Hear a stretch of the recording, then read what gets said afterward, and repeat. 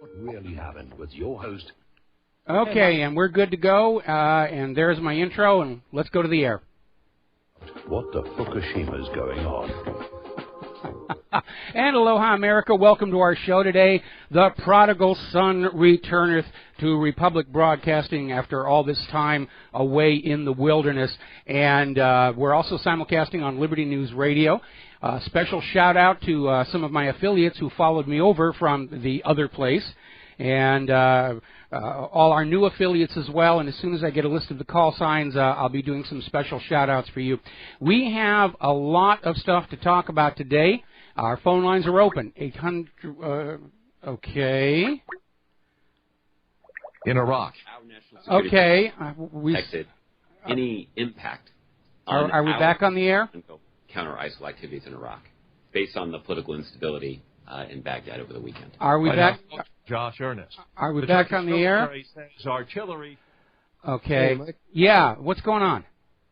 Not a whole lot. How's it going? Fine. Am I on the air or not? Not currently. Well, okay, because I'm supposed to be doing my show. Okay, they're just calling again. Here we go. Hello? We're back, Michael. We're back. We're on the air. Okay, first day technical glitches here and so forth and so on. Anyway, our phone lines are open. 800-313-9443. And Mike is in the control room. This is going to be a little confusing. We've got a mic at both ends of the wire. And but we are going to be looking at getting all of these issues fixed here. We've got a lot of stuff to talk about today.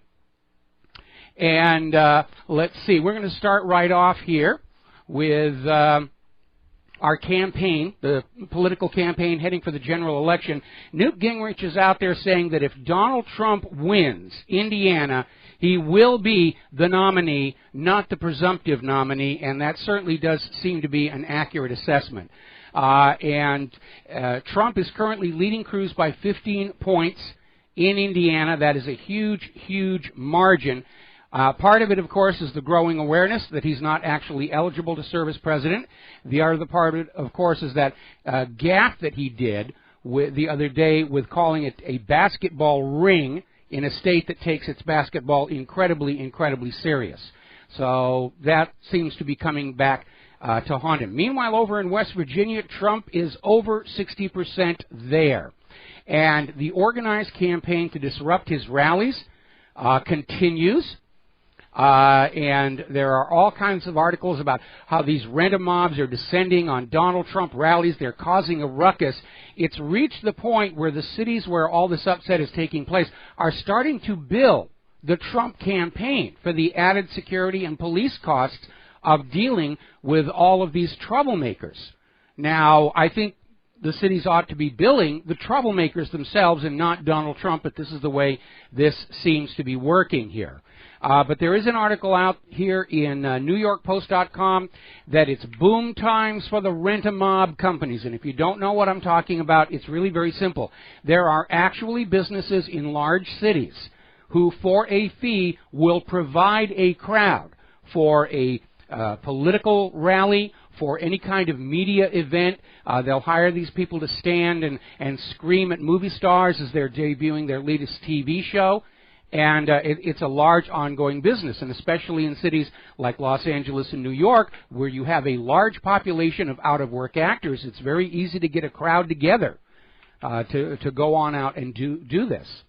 Story coming out of Investment Watch blog, Is This Obama's America? And they're featuring a video of the so-called dreamers, those who dream of being U.S. citizens, and they're basically expressing obscenities to Trump supporters. They're shouting expletives at passing cars, and it's a real nasty situation. And the corporate media is out there trying to claim that this is all Donald Trump's fault because he's saying things that are outraging the illegal immigrants. Well, I'm sorry, I have no sympathy for the illegal immigrants. That's a big problem. Another story coming out of Investment Watch blog, Latino activists vow more Trump protests, tensions heighten, rioters gone wild. What's going on here is we have a group of people who are not supposed to be in this country at all, trying to disrupt Trump's election so that they can get a political leadership that will say, sure, come on in. Come on into the country. Have all kinds of free stuff. We've got goodies for you. As long as you promise you'll always vote Democratic, we will always take stuff away from the legal American citizens and give it to you. Now, one of the signs at a recent anti-Trump protest in California sort of gives it away because they're doing a parody of Trump's campaign slogan, Make America Great. Their sign said, Make America Mexico. And you need to understand there's a movement among the illegal immigrants called the Aztlan movement, where they want to go back and erase the outcome of the Spanish-American War and say that California is part of Mexico again. So basically, Donald Trump's proposal for the wall has got Mexico in a panic mode. All of these illegal immigrants think it is their divine right to just walk across the border into the United States of America and get free stuff. And that's completely unrealistic if you look at the rest of the world. If you wanted a fair and balanced immigration policy, we should have exactly the same immigration policy that Mexico does. You can't walk across the border into Mexico and get free stuff. If you walk across the border into Mexico without permission, you go to jail. If you walk across the North Korean border without their permission, you get 12 years hard labor. If you walk across the Iranian border without permission, you disappear. If you walk across the Afghan border without their permission, you get shot. Saudi Arabia, you'll get jailed. China, again, you disappear. If you cross the border into Venezuela without their permission, you'll be declared a spy. If you cross the Cuban border illegally, you will be thrown into political prison. But if you cross the U.S. border illegally, you get a job, a driver's license, Social Security card, welfare, food stamps, credit cards, and a voter registration form, even though non-citizens are not supposed to vote in these elections. Now, we're hearing more and more all these celebrities who are out there, they're opposed to Trump. They're horrified of a Trump presidency, and they're out there, people like Cher and Rosie O'Donnell and Jon Stewart and Samuel Jackson and Miley Cyrus say, we're going to move to Canada if Trump is elected president. Okay, good. Have fun. Send a postcard. Send some real maple syrup. That stuff's fun. Have you noticed none of these celebrities who are out there screaming about how we should allow illegal immigrants in from Mexico and Central America, none of them are threatening to move to Mexico. No. They're going to go the other direction. They're going up to Canada. Now, Senator Lindsey Graham is leading the charge against Donald Trump's nationalism. In other words, Donald Trump wants to make America great, and he wants to focus on America, and we need that. Our nation has been wrecked by year after year of mindless intervention in other countries. You don't need me to tell you that. Look around the infrastructure in your local town, the retail vacancies, the homeless problem. And it's an absolute horrific message that he's putting out there to the war hawks, to the Project for the New American Century. They're still all hot and bothered for their plan to go on out and have a century of unending war fought by your sons and daughters. Okay, there we are. Okay, so everybody's out there acting like Make America Great is a terrible, terrible idea. And, of course, the New World Order fanatics, they don't want any nation to be great. They need all the nations to be crushed down into absolute ruin to make it easier to drop the border and establish their one world government, one world private central bank, to enslave all of humanity to debt until the sun swells and eats our planet. The Anti-Defamation League is out there declaring that Donald Trump's campaign slogan, Make America Great, is anti-Semitic. And they're targeting another one of his slogans, America First. Well, what's wrong with putting America first? Our elected leaders should put America first. That's their job. That's why we vote them into office. That's why we pay them our taxes, so that they will put America and Americans first. And look at all these people who have gotten fat and lazy siphoning wealth out of the United States of America, and they're whining and crying, oh, if you're putting America first, that's anti-Semitic because you should always put Israel first. Do you know to a flea, a dog is a divine right? And when those fleas kill the dog, they just hop onto another dog. Parasites always view their parasitism as a gift from God, not to be questioned. And that's why Israel is so unhappy with Donald Trump. He's going to want to spend the American taxpayers' money on America. And Israel doesn't like that. Israel is convinced that the taxpayers of the world should be sending money to Israel in perpetuity. Why? Because of the Holocaust.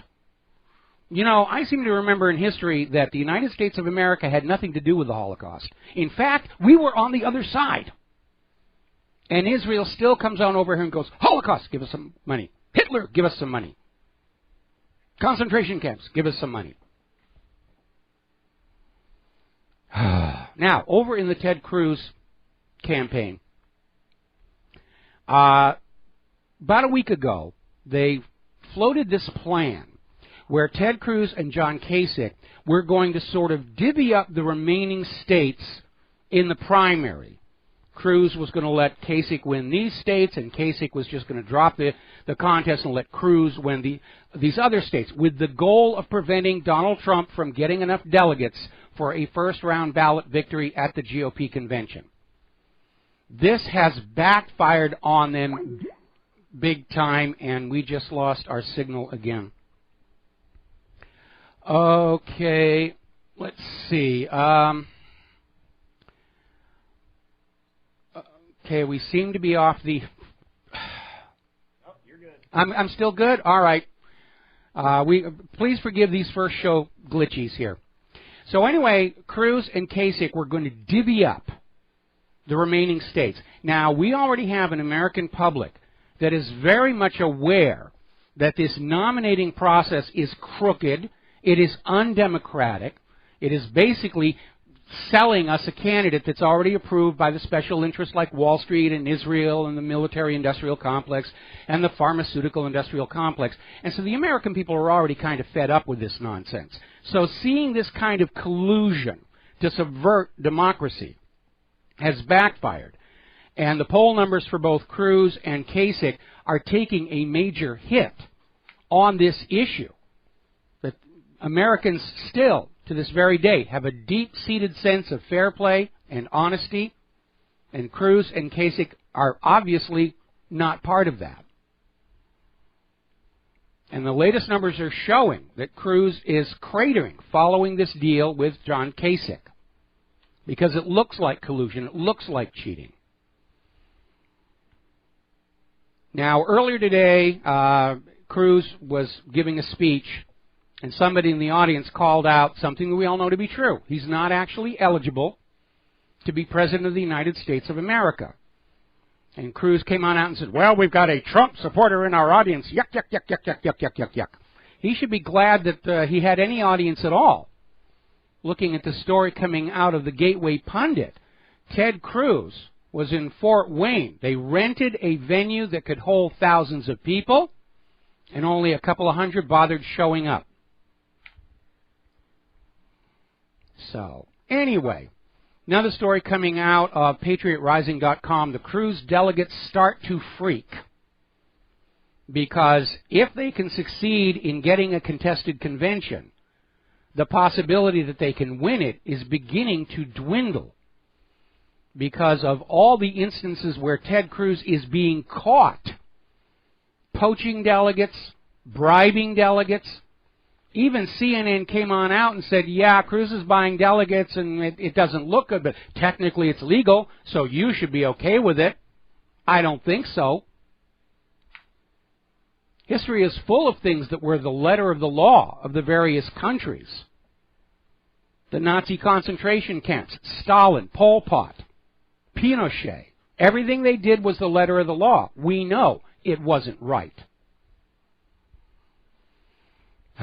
Now, finally, we've had a corporate media newspaper, the Arizona Republic, which is part of the USA Today network, actually came out with an article saying that, yeah, in point of fact, Ted Cruz is not eligible to run for President of the United States of America. There's a requirement in that Constitution, a natural-born U.S. citizen. You have to be a natural-born U.S. citizen to be eligible for the presidency. That natural-born requirement only applies to the presidency. It's not applied to senators and representatives, but it is to the president. And the reason it is there was set out by Chief Justice of the Supreme Court John Jay back when the Constitution was being written as guaranteeing that the military forces of the United States of America would never be placed under the control of somebody who came from another country. Now, Ted Cruz was born in Canada. That's not natural born. They're trying to say, well, the Constitution doesn't define what that means, but they didn't need to. It was already defined in the legal texts of the day. What do they think it means? You know, somebody created in a GMO lab in a test tube is not allowed to be president. I don't think they had that idea back in the 1700s. Are they banning children born by cesarean section? Use your common sense. Now, there's a very interesting article that came out of, let's see, rickwell.us, basically going through his own experience with having to obtain a U.S. citizenship for his child born in another country. And he's out there saying it's a long, involved process. There's a huge paper trail. It's not automatic, the way the Cruz campaign is trying to pretend. The Cruz campaign has been maintaining that Ted Cruz was a U.S. citizen at birth because his mother's from Delaware. But there's a paper process you have to go through, and nobody can provide that paperwork. It's more than just a question of Ted Cruz being a natural-born U.S. citizen. He may not even be a U.S. citizen at all.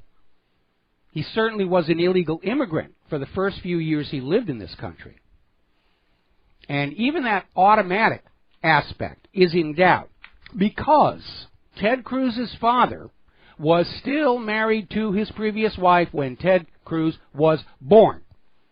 And under the Immigration and Naturalization Act, Section 309C, children born to American citizens out of wedlock in foreign countries do not acquire birthright citizenship. They can only be a U.S. citizen through the naturalization process. And Heidi Cruz has kind of set this issue alight because she was out there making a speech and saying that one of Ted Cruz's strengths in the campaign is that he's an immigrant. She actually came out and said he's an immigrant. I'll bet you Ted and Heidi are going to have some strong words about that one here. Latest campaign data, Ted Cruz unfavorability increases, campaign confidence crumbling. And even Trey Gowdy is now on the warpath against Ted Cruz for blatant false statements made in Ted Cruz advertising. Absolute, complete, bogus claims. So he's on there for that one.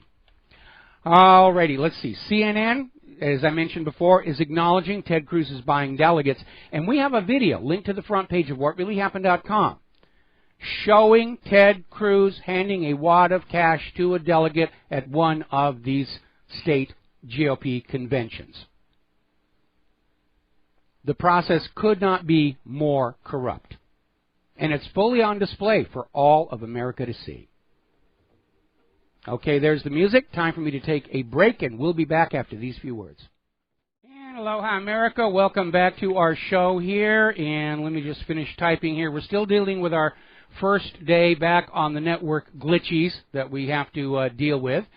And there we go. I'm looking at this video. Apparently, Carly Fiorina fell off the stage at a Ted Cruz event here.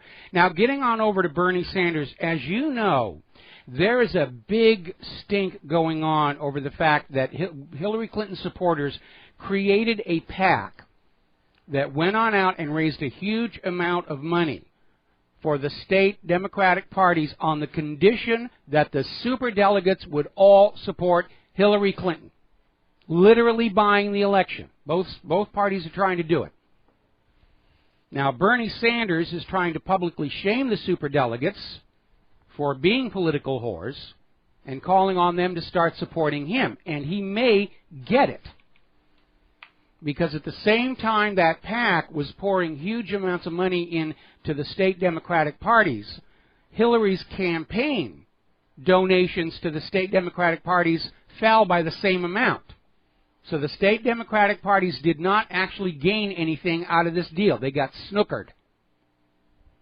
And they're not happy about it. Now, Democratic strategist Dave Mudcat Saunders is saying that if it comes down to a Trump versus Clinton general election, Donald Trump will beat Hillary Clinton like a baby seal.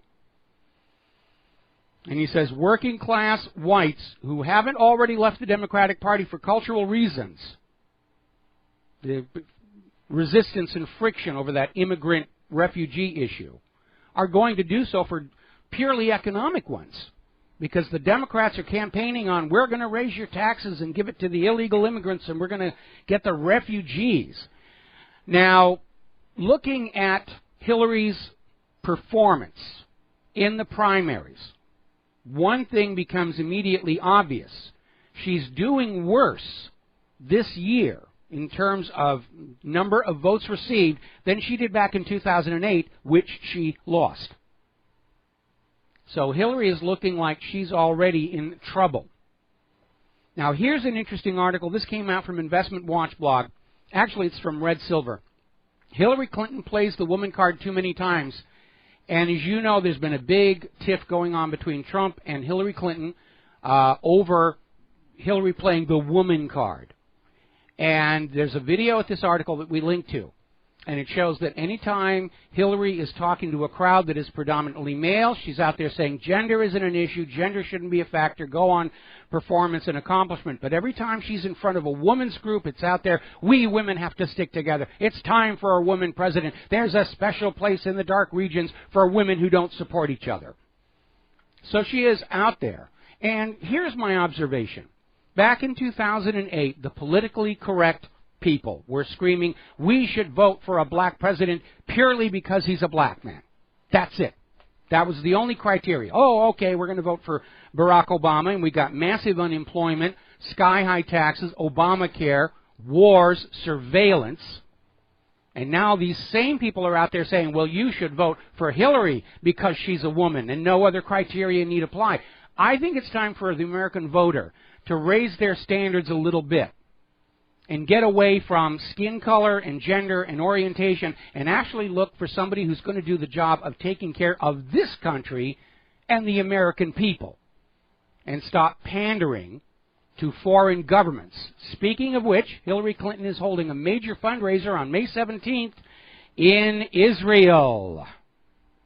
Remember, no government can serve two masters, and a government that serves Israel cannot, does not, and will not serve the American people.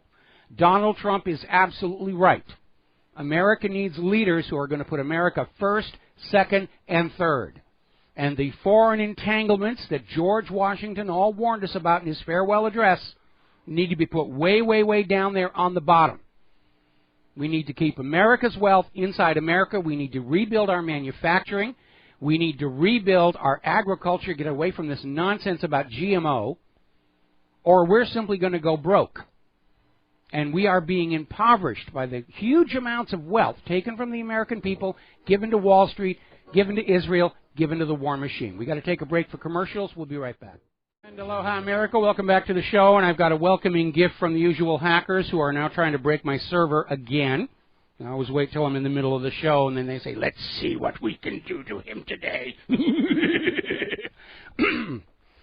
By the way, did you know that Hillary Clinton, there's a PAC that is aligned with her called Correct the Record, and because of a loophole in the law, they're allowed to actively coordinate with the Hillary campaign, and they've got $1 million budget to flood the Internet with people who are out there attacking anybody who dares question the ascendancy of Queen Hillary I. Now, Bill Clinton is out there on the campaign trail on behalf of his wife. He's out there insisting the State Department problems with Benghazi had nothing to do with Hillary. It's not her fault. It's not her fault. She had nothing to do with it. She was the Secretary of State. The buck stops on her desk here. Story coming out of Patriot Rising. Hillary Clinton is still insisting if she becomes president, her very first day in office, she's going to go after those gun owners. Doesn't think you ought to have guns. Now, common sense would say that we have a right to defend our homes against criminals. And the criminals are getting military-style weapons from the U.S. federal government through that Fast and Furious program. But you can't have those guns. They'll take your tax money, they'll give these military-style weapons to Mexican drug criminals, but you are not allowed to have them. Doesn't make any sense at all. Alrighty, now Jane Sanders is out there saying that really we've waited long enough. It's time for the FBI to hurry up with the Clinton email probe and potential spying, espionage. Now, we know what's going on. The FBI have been the protectors of the Clintons going all the way back to the murder of White House Deputy Counsel Vincent Foster. And they're playing politics. They want to stall and delay and stall and delay and see if Hillary's going to become the president. Because if she becomes the president, the FBI wants to be on her good side. And they're willing to turn a blind eye to the fact that Hillary may have been selling U.S. secrets on that weak email server and using her so-called charitable foundation to collect and launder the payments. Even Attorney General Loretta Lynch is out there saying, it's just not that big a deal here, but we're going to get those global warming deniers. So I'm not expecting anything from the FBI about this at all, even though the indication, we know she broke Title 18. It's out there in the public record, the evidence of it. My nickel is bet on Judicial Watch, which has filed a civil suit over this email server Benghazi issue. And I think if anybody's going to hit pay dirt, it's going to be them. All righty, now, story coming out of Patriot Rising. Election fraud feared as hackers target voter records. And already this is got to be the crookedest election in U.S. history. Certainly the crookedest election I've seen in my 60 years of being alive and paying attention. And we have seen situations like Democratic voters in Brooklyn, New York, all of a sudden found their registrations were not what they thought they were going to be. They would have all voted for Bernie Sanders. Sanders would have won New York if it wasn't for that. There are still lawsuits flying over in Arizona over the strange way the primary is held there. And as a matter of fact, tomorrow in our third hour, we're going to have John Brakey, who is the plaintiff on the Arizona vote fraud lawsuit. He's going to be on our show. So they're talking about all of these election databases being hacked. The data is at least being copied off, which is very useful for opponents who have the money. You cannot rule out that these databases are, in fact, being altered. We've seen down in Texas. Okay. And let me see. I need to adjust a window here. And it looks like we may actually have a caller. Oh, yeah, there we are. All right, we're going to take a call. Peter in Los Angeles. Aloha. Welcome to the show. What's on your mind? Well, Michael, this is Peter from Los Angeles. And am I the first caller? Yes, you are. Well, there we go. I can't tell you how many places I followed you from. I mean, but I just wanted to call in and say welcome, and I'm following you wherever you go. I'll follow along. But I wanted to suggest a couple of guests that you might have on. One is there was a great article today by Ray McGovern on the Hillary emails. I don't know if you saw that. I'm not sure if I saw it on What Really Happened, but on the Hillary emails and how the FBI and the NSA could easily blackmail Hillary, aside from the foreign people that could blackmail. And the other one is Grant Smith. Have you ever read Grant Smith, Michael? Yes, I have, as a matter of fact. And we did cover the story about the blackmail issue, I think, middle of last week. And it is a concern. Because even if the FBI doesn't come down with an indictment, even if the Justice Department refuses to prosecute, the fact of the matter is that Hillary Clinton is wide open to blackmail by the very same nations that she's been selling secrets to. Right. And that was on What Really Happened. This week there's a new one by Ray McGovern, who's the ex-CIA guy. Yes, I met him at about how she can be bribed also internally by the institutions that are covering her up, like the NSA and the FBI. You've covered that as well before, but Grant Smith I highly recommend. And there was an article, I think I read it on What Really Happened, about how the British Labour Party, in an effort to get at Jeremy Corbyn, is using anti-Semite as the bludgeon to just take away all his supporters, and they're expelling them. Anybody who's criticized Israel is being expelled from the Labour Party. They're not allowed to be in the party. Well, you know, what's interesting is it's come out that the people who've been screaming anti-Semitism are all connected with the Israel lobby in Great Britain, and they were trying to hide that and conceal that, but it's basically come on out. And it's just another indication, Mike, of how they are basically taking over the government and absolutely restricting freedom of speech everywhere and political discourse everywhere in the world that there might be a voice spoken against them. Okay, well, yeah, I mean, we see that in our country. And no matter what Israel does, okay, if you comment on it, oh, you're an anti-Semite, you're a Jew hater, you want Hitler to come back and gas the Jewish babies in the ovens. And you know, the funny thing is, Israel's gotten away with this for so long. They're starting to burn it out. Can you imagine somebody trying to criticize the actions of the Nazis, and then people in Germany stand up and say, well, you just hate the German people. You're being anti-German. The Nazis didn't do anything wrong. You're just showing your German hate.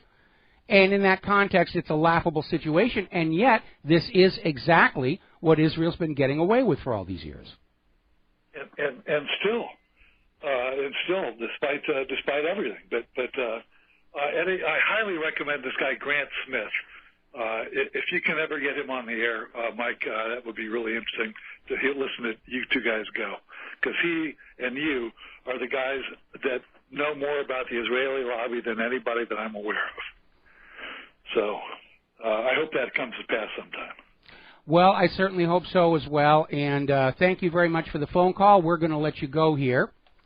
And turning over to the war zones, we are now hearing from the Free Syria Army. They're rejecting local ceasefires, and they are saying that they are in favor of a stop in the Syrian peace talks up in Geneva. And you need to remember what is driving this. Remember, the Free Syria Army aren't Syrian. 95% of them are hired mercenaries from outside Syria, and the U.S. government created, trained, and funded these people. They're a U.S. proxy. Now, the U.S. does not want peace in Syria if it means Syria's government stays where it is. The agenda for going on 5 years in Syria, as it has been in so many other countries, is to kick out the democratically elected government and install a U.S. puppet regime. The U.S. government has been playing this game more than 50 times since the end of World War II. This is just more of the same. They did it in Libya. They did it in Yemen. They did it in Iraq. They did it in Afghanistan. They did it in Iran in 1953, Chile in 1973. Now, today, in the age of the Internet and the independent media, the people of planet Earth understand this is what's going on in their country. No, it's not a popular revolution in their midst. It's outside agitators destabling the nation so it can be taken over for U.S. corporate interest. If you have not already read it, go on over to my website, WhatReallyHappened.com, and look in the upper left in that little secondary menu, and you will see an article called All Wars Are Bankers' Wars. And yes, there's some videos out there that have been made of it. But the article has the most detail about how ultimately what's driving the war agenda is the greed of the bankers. That's what's going on right now today. The ultimate aim of this rush to war is a war between the U.S. Federal Reserve note and the Russian ruble and the Chinese yuan. Because the U.S. has made a huge profit off the rest of the world by forcing them to use the U.S. dollar for all cross-border trade and banking. But the world is turning away from that because the U.S. dollar is now considered untrustworthy. And the U.S. is willing to go to war to force nations back on the dollar.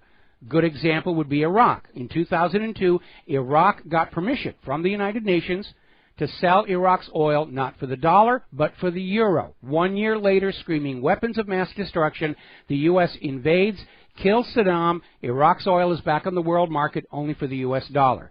Then you had down in Libya, Muammar Gaddafi was doing a good job for the Libyan people, and he kicked out the private central bank, set up a state central bank to treat the public currency like a public utility. He introduced a value-based currency, the gold dinar, and then he announced to the world that Libya's oil was for sale, not for the dollar, but for the gold dinar. The U.S. goes on in, tries to stir up a popular uprising. They kill Gaddafi, destroy the state central bank, reimpose a private central bank, and Libya's oil is for sale only for the U.S. dollar. And the gold that was going to go into the gold dinar, nobody knows where that went.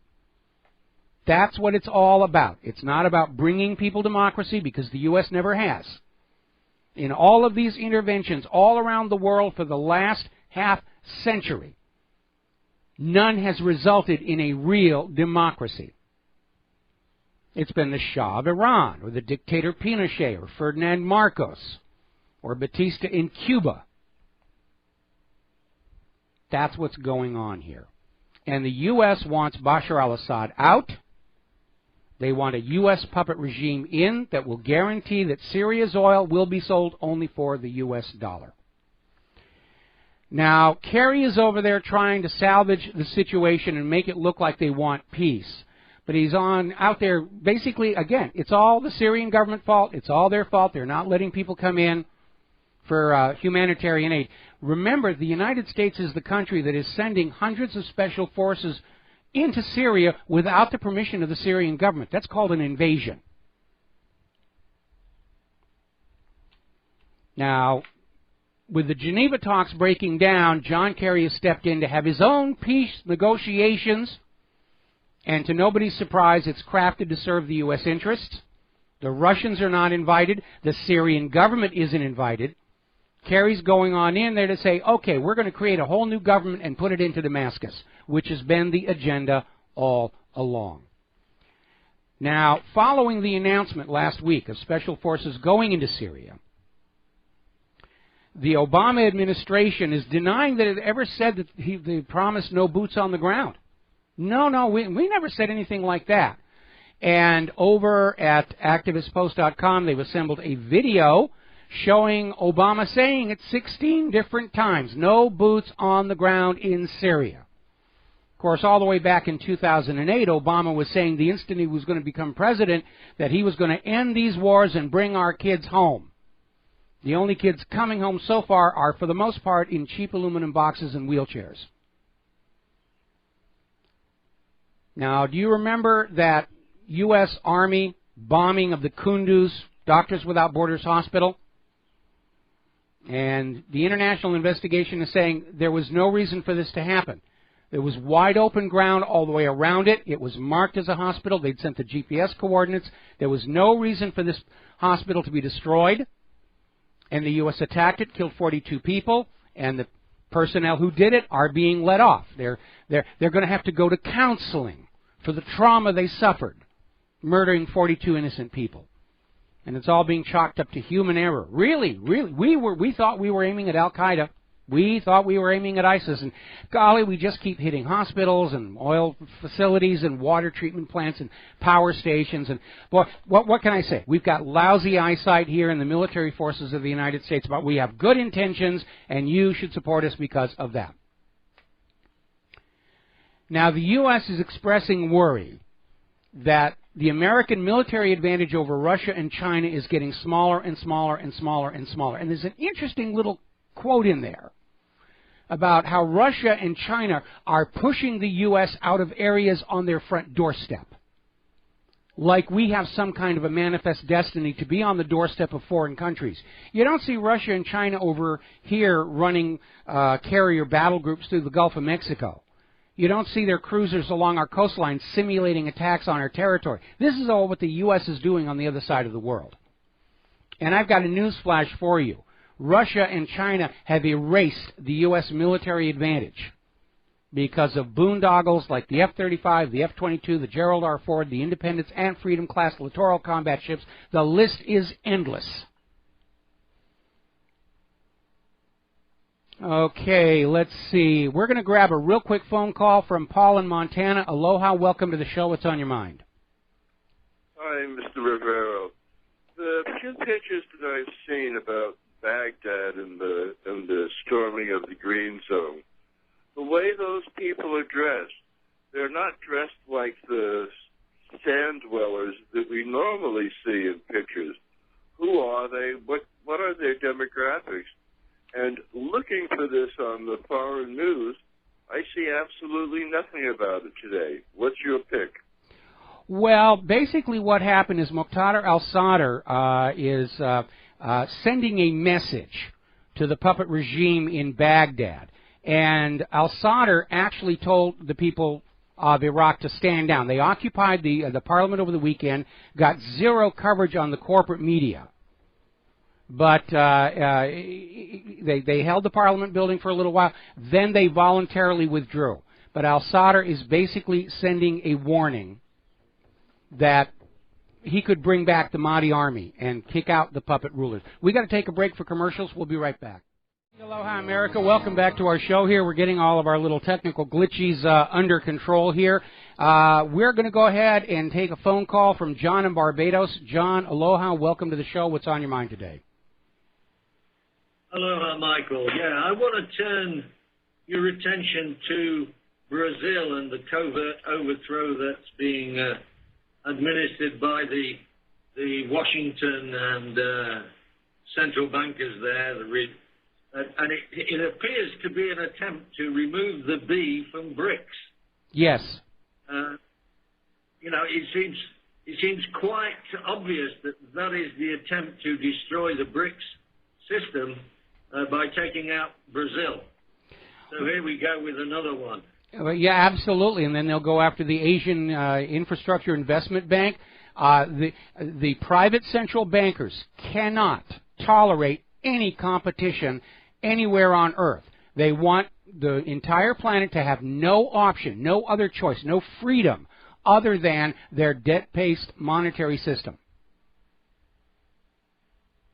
And I'm looking at the election in America, which is a joke, really. Yes. But, I mean, people like Trey Gowdy and one or two others who are really making a difference and hammering into Ted Cruz, this illegal alien Canadian who's running for the president.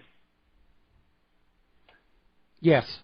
And you know, again, following with what's going on with Cruz, it is amazing that the GOP and Cruz's supporters, they all know he is not eligible to be president. They don't care. They think the Constitution and the Bill of Rights ought to be dumped in the shredder, and then the country would work really smoothly for the ultra-rich people. And I'm looking also at this nonsense that's going on in Syria, this covert overthrow. I mean, everybody keeps calling it a civil war. It's not. It is a war between the Syrian government and Syrian forces, the Syrian Arab army, and all these interlopers, these Takfiri ingrates who keep coming into the country over the border with Turkey and Jordan. Well, the U.S. is trying to call it a civil war to grant it a sense of legitimacy by trying to claim that ISIS and Al-Qaeda and the Takfiri and al-Nusra somehow represent the will of the Syrian people, and they don't. They're all hired mercenary groups. The other thing is, of course, is that this latest election where 73% of the people in Syria voted actually gave Assad another huge mandate. So, you know, this nonsense that's going on over there is just more American imperialism. It absolutely is. I mean, the U.S. government has already declared the Syrian elections invalid. It didn't represent the real will of the Syrian people. I mean, first of all, talk about, pot calling the kettle black when it comes to crooked elections. But the U.S., is not the arbiter of the world's elections. It's up to the Syrian people and the Syrian government to police their own elections and say, yes, they're fair and legitimate. There were outside observers. They said, yeah, it was working just fine. It was an honest election, far more honest and accurate than we have here in the United States of America. But this is the U.S. trying to invade and conquer and regime change all these countries because unless they can force the world back to Bretton Woods, where everybody has to go through the dollar to conduct any business, the U.S. economy is going to implode. Because we've lost our manufacturing, nobody wants our agriculture. The U.S. is trying to perpetuate itself by grabbing itself a mafia-like piece of the action of everybody else's commerce on Earth. Okay, there's the music. Time for us to take a short station identification break, and we'll be back after these short message. And aloha, America. Welcome back to our show, hour number 2, the call-in line. If you want to share your questions and comments on the air, 800-313-9443. Before we go back to the phones here, I've got a couple of stories we really need to hit. Germany is sending troops to the Russian border to contain Russian aggression. Merkel is out there sending the troops over there. They're going to the border. German military is also deploying to Lithuania to contain Russian aggression. It's very obvious who the aggressor is here. The ones moving the troops, those are the aggressors. And I would like to remind Angela Merkel that the last time German troops invaded Russia, it didn't work out very well. Now, the U.S. and Russia are trading diplomatic wedgies over the recent buzzing of U.S. surveillance aircraft by Russian fighters, apparently much to the surprise of the U.S. surveillance aircraft. The U.S. is claiming that they were just training exercises in international airspace. Russia is saying the plane was flying over a Russian naval base. And Russia has sent a message to the United States. Stay away from Russian borders, or if you're going to invade our airspace, leave your transponders on so we know who it is we're picking up on the radar. Little Russian sense of humor going on there. All right, we're going to go ahead and grab a phone call from George in Texas. George, aloha. Welcome to the show. What's on your mind? Well, how you doing, Mike? Can you hear me? I can hear you just fine. The thing is, I hear about these people saying, well, the United States stole the southwest of Mexico and Texas. Well, first of all, the Texans kicked the Mexicans out. And second of all, when the Mexican War started, Mexico invaded the United States all the way up to Oklahoma, and the U.S. and the Army pushed them all the way back to Mexico City. And when the treaty was the Treaty of Hidalgo of Guadalupe, we purchased the Southwest from Mexico for, I think, about $10 million at the time. Mm-hmm. They made another purchase called the gas stand purchase for the another purchase to redefine the borders of the Rio Grande. So really, we didn't steal the Southwest from Mexico. We bought it from Mexico. So basically, to say that we stole it is just a myth. Well, it is a myth, but the people who are causing all of this upset and discord are out there with, they're going to say anything that will get them support from the people who are out there. The U.S. stole Mexico. We've got to take it back. And the Aslan movement is a very militant movement. They've been around for quite a few years. And their agenda is literally to force the breaking of California, and I think they also want Oregon and parts of Nevada. Break it away from the United States of America and make it Mexico again. And it's kind of absurd. I don't think the Mexican army can do it. But the Aslan idea is flood these parts of the United States with Mexicans to the point where they form a political majority and vote to break away and move back and merge with Mexico. Well, the thing is, one thing I hope if Donald Trump does become president, not only shut down the Federal Reserve. I know you talk about George Soros and the RICO statues. Well, I think these RICO statutes ought to apply to the Ford Foundation, the Carnegie Endowment, the Rockefeller, all these foundations that are funding funding the enemies against the United States, trying to bring it down. They need to go under the RICO statutes. I'm not sure that wanting to bring down the U.S. government qualifies under the RICO statutes, but definitely it qualifies under treason. I'm talking the Ford Foundation, the Rockefeller Foundation, all these groups that fund the Metcha movements and the La Raza movements and the, you know, I know you're talking. You know, they're probably all guilty of the Boland Act, which is, you know, you're not supposed to conduct foreign policy if you are not in the White House and the State Department. And there's a lot that these foundations do, these non-governmental organizations that, for example, USAID were over there leading to this mess in Ukraine. Now, unless they want to admit that USAID is working for the Central Intelligence Agency, the USAID organization is guilty of violating the Boland Act, and they should be punished accordingly. The fact that they're not punished tells us that, yes, they're a clandestine front for the Central Intelligence Agency. Yeah, exactly. Well, thank you, Mike. Nice to hear you back on RBN. Well, thank you very much for the phone call. We're going to switch over to Luke in Indiana. Aloha. Welcome to the show. What's on your mind? Can you hear me? I can hear you fine. Well, speaking of Ted Cruz, this is a true story. In January of 1989, a rape and stabbing occurred within 1 week of each other on the Princeton campus. Of course, this put all the female students in a climate of fear. What would you expect? Having failed in what his classmates describe as obsessive attempt to become student body president, Ted Cruz obtained a position of power on the campus safety committee.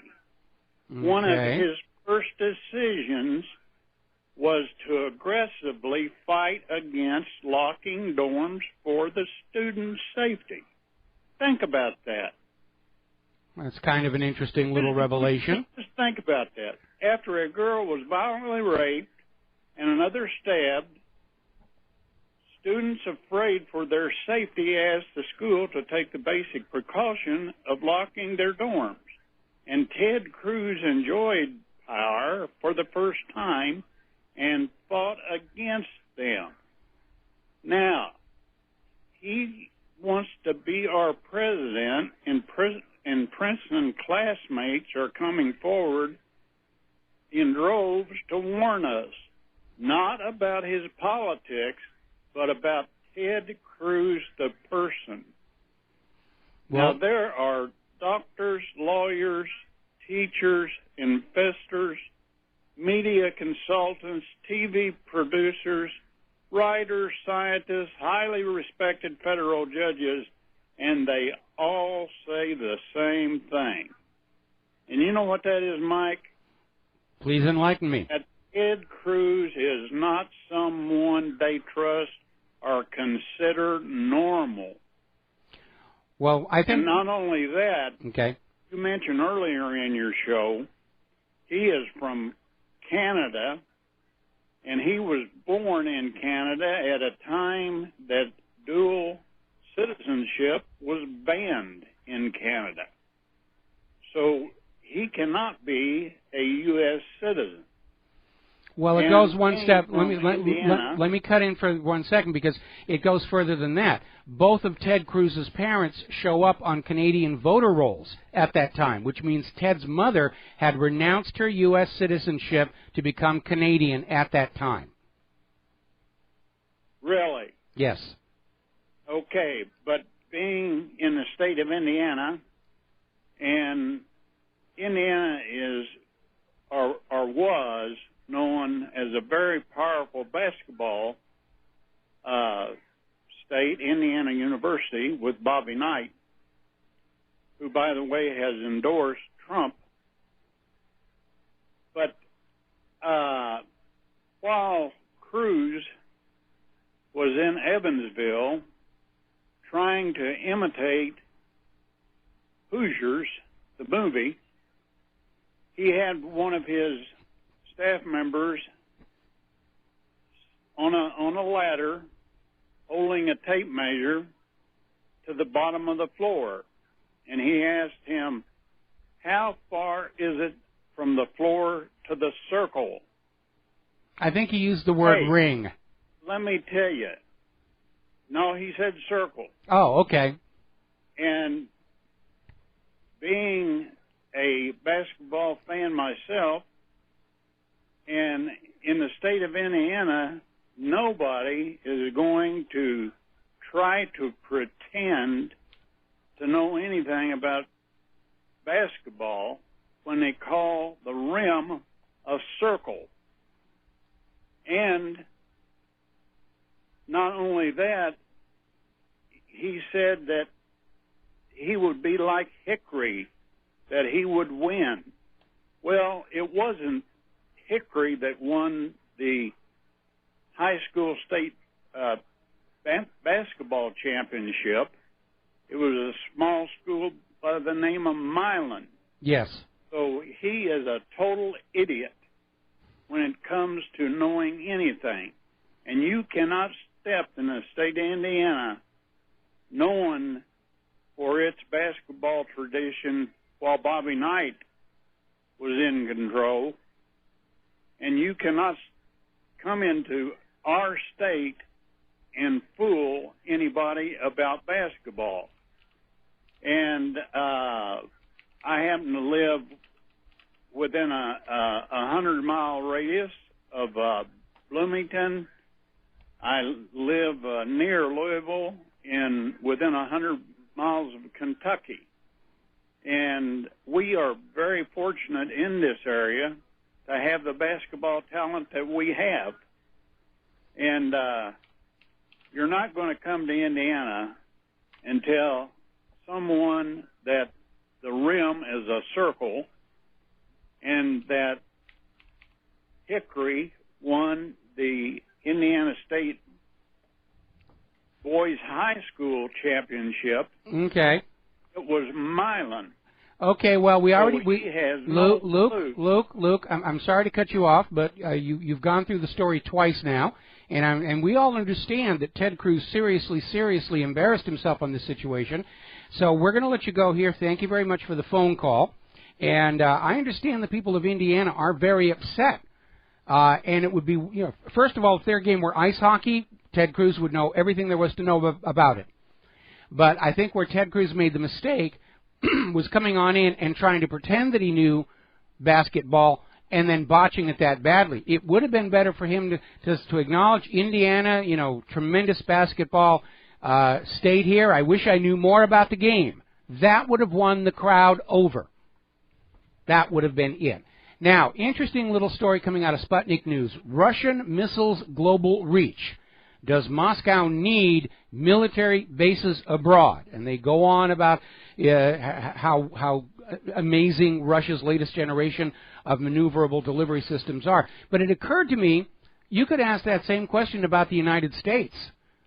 They may be older and more obsolete, but the United States still has the world's largest nuclear arsenal.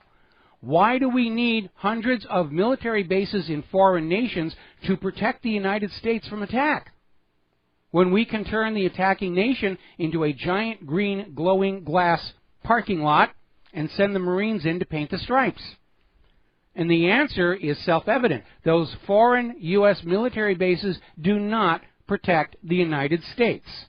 They are in those foreign countries to enforce the U.S. will on those foreign governments.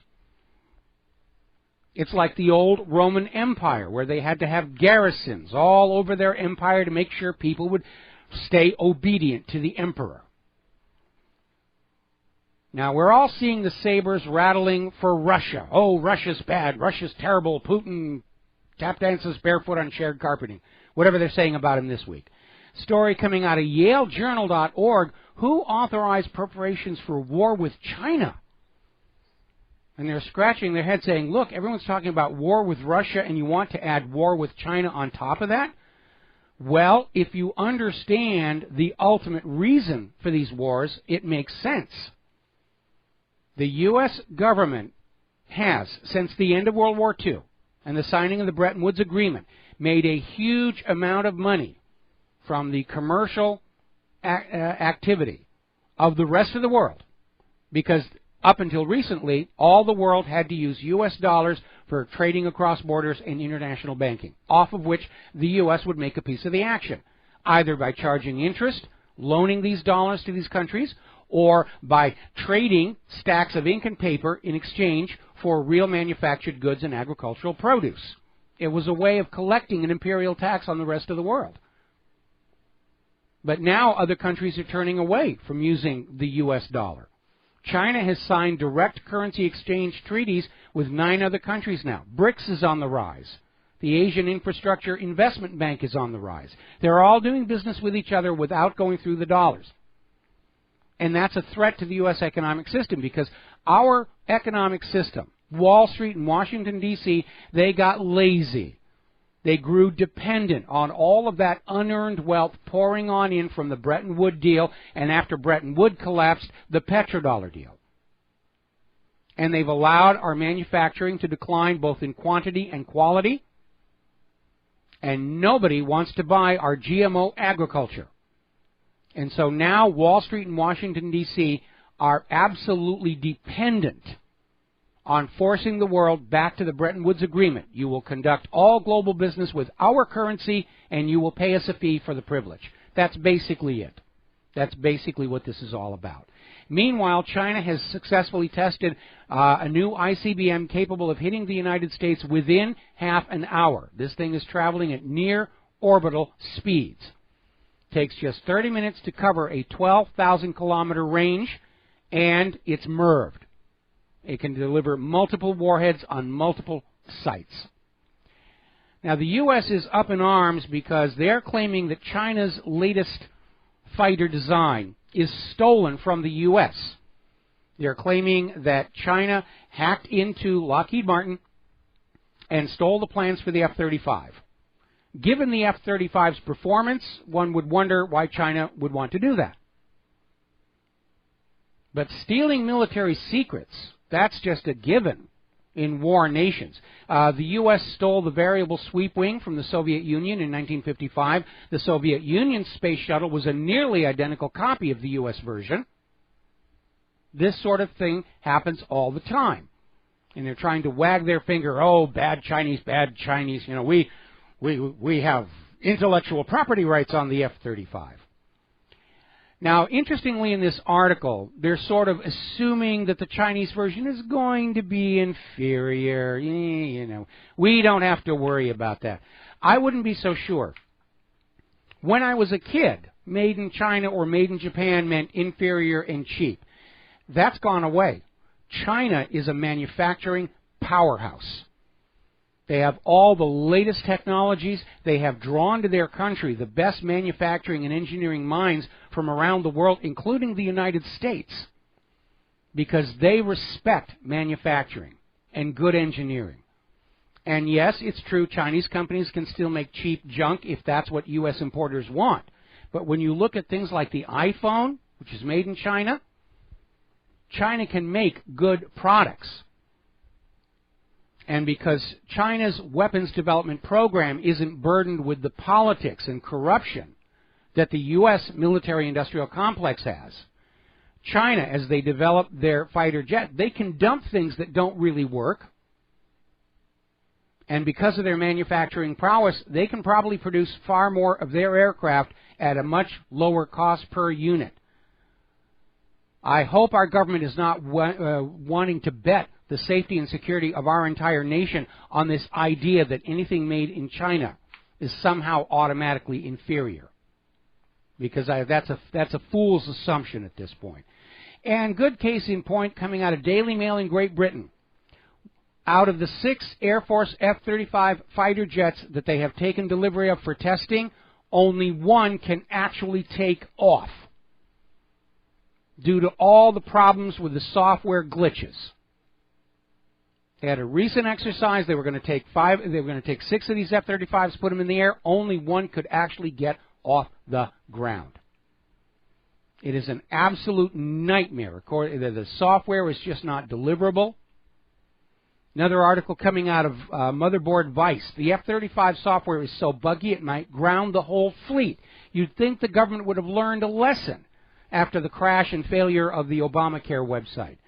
But just like our manufacturing, our software development has become decadent, corporatized. They don't write original software anymore. They just grab bits and pieces of other people's software and try and glue it together, and you never get a smoothly working, efficient system that way. They did it with Obamacare, complete, miserable failure. They're doing it with all these military systems as well. We've lost our ability to manufacture quality products. We've lost our ability to write good, efficient, bug-free software. Ask anybody dealing with Windows 10 right now. There's our music. We're going to take a short commercial break, and we will be right back. And aloha, America. Welcome back to our show. I just got a very funny email suggesting that maybe China got the blueprints for the F-35 off of Hillary's email server. And we can laugh at it, but we need to remember, back in 1996, when Bill Clinton was running for re-election, he authorized the transfer of sensitive military technology to China, and Chinese money poured into his re-election campaign. They used Chinese-American citizens to make it technically legal, but when there was an investigation, it was admitted the money originated with Chinese sources, including Chinese intelligence. The scandal was called Chinagate, should have resulted in impeachment, but the Clintons are untouchable. They are Olympians. They're in a position to blackmail the entire government because they know where all the dead bodies are and how they got to be dead bodies. And we keep hearing these disquieting rumors where Hillary Clinton is sending out a message. If she is not made the President of the United States of America, she'll blow the whistle on all the bad stuff that's been going on for the last quarter century and take the government down with her. Now then, as I mentioned earlier in the show, protesters stormed the Baghdad Green Zone, took over the Parliament building, didn't get any coverage at all on the corporate media. Was starting to look like Tehran 1979. But Muqtada al-Sadr basically called a halt, said, okay, we've made our point, everybody go home. And that's exactly what happened. But he's just fired a shot across the bow of the U.S. puppet regime in Baghdad. You'd better start working for the people of Iraq and the nation of Iraq, or you're going to get a pink slip. That's the message he sent. Now, you've been hearing about all the controversy and conflict over the islands in the South China Sea. Well, not content to rattle the sabers over that, now the U.S. is starting to express concern over what are called the small islands in the Indian Ocean. Oh, they could be open to Chinese invasion. You should take a look at these things through Google Earth. They're little more than coral atolls. Anybody who shows up can invade and conquer them and then sit there wondering what the heck to do with them. There's nothing there. Now, China is building its own islands in the South China Sea. The U.S. is just looking for an excuse to go to war with Russia and China. It's not about Putin. It's not about the South China Sea. It's not even about North Korea and Ukraine. It's about destroying the ruble and the yuan before they displace the U.S. dollar in global commerce. That's what it's all about. That's what they want to send your sons and daughters. They're talking about women in the upcoming draft. That's what they want to kill and cripple your children for, in this argument over whose brand of ink and paper they're going to be using for the next 100 years. That's what this argument's all about. Now, over in Libya, as you know, one of the numerous big lies we have been told to justify these wars, along with Saddam's nuclear weapons and Lusitania not carrying weapons, and the list is endless. Remember when they were out there screaming that Assad was using sarin gas on his own people? And we have this little egg timer that we turn over every time a government lie comes out, and it's a race to see whether the egg timer runs out or the lie gets exposed. And in the case of the claim that Assad was gassing his own people, that one fell apart pretty quickly. We have a saying around here: if you want to know if you're being lied to, look for what should be there and isn't. And what was never in that story about Assad gassing his own people right in front of the UN chemical weapons inspectors on the very day they arrived was a reason for him to do it. They were his own Alawite supporters who were being targeted. It never made any sense. There was no motive whatsoever. Well, now Seymour Hersh has come on out, confirming that the Syrian rebels received the sarin gas under the approval of then Secretary of State Hillary Clinton. It's a war crime to use sarin on civilians, and that's one of the many things that Hillary needs to be held to account for.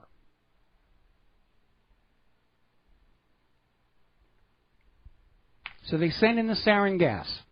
They gassed the Syrian people. They tried to frame Assad for it. Now, there's another little article we need to pay attention to over from Eric Margolis. As you know, tensions are building over the Golan Heights, and Eric is trying to remind everybody of how back in 1973, the argument between Syria and Israel over the Golan almost triggered a nuclear war. And now that they know there's that much oil and gas underneath it, they're probably going to be even more ready to push that button. We're going to take a break here for commercials, and we'll be back after these few words. America, welcome back to the show here, and stepping back to the war zone here, we're seeing another story coming out of Zero Hedge. NATO deploys 4,000 troops to Russian border as EUCOM chief urges return to war planning. They're really going to do it. They're going to start wars with Russia and China to try and get out of this self-created economic mess. Why are they going to do that? Well, it worked the last two times. Crash of 1907, World War I. Crash of 1929, World War II. Crash of 2008. Look how many countries the United States has invaded, regime changed, or drone struck. The pattern is very, very clear. Except this time, I think we're going to lose this war. The United States has already been at war in, I've lost count of how many countries, 17 I think, for the last 13, 14 years. Our stockpiles are drawn down. Our troops are running out of basic necessities. The weapons being sent to them are expensive, ineffective junk. The United States is not the manufacturing powerhouse it was that allowed it to be on the winning side in World War I and World War II. Now, for the money junkies who are behind these wars, they could care less. They love wars. Wars are the bankers' richest harvest of debt, and they don't care which side wins or loses. That's why you had Brown Brothers Harriman in New York backing Adolf Hitler's rise to power. They just wanted a war. They make money off of both sides. They have no loyalty to the nations in which they are located. Their loyalty is to themselves. Now, down in Israel, they're trying to mount a new propaganda campaign on how the occupation of Palestine is really good for Gaza's children. And they're taking a bunch of kids from Gaza and they're taking them through these zoos and picnics and everything. And it's a load of nonsense. If you go back and you look at the history of the fall of apartheid South Africa, they were doing exactly the same thing close to the end. They were mounting this huge propaganda campaign. Oh, the black people love living under a white minority government. We just are so good for them. And then, of course, you'd see the huge ghettos that the blacks were being forced to live in. And you should be looking at what's going on in Palestine in the West Bank. It's just pretty absurd over there. Now, not surprisingly, we're seeing articles like this one in Der Spiegel, skepticism of the German-Israeli friendship growing in Berlin. And I think for a lot of people, they're thinking, the friendship with Israel is always one way. Give us money for the Holocaust. Give us money for Hitler. Give us money, blah, blah, blah, blah. Constant drain, constant drain.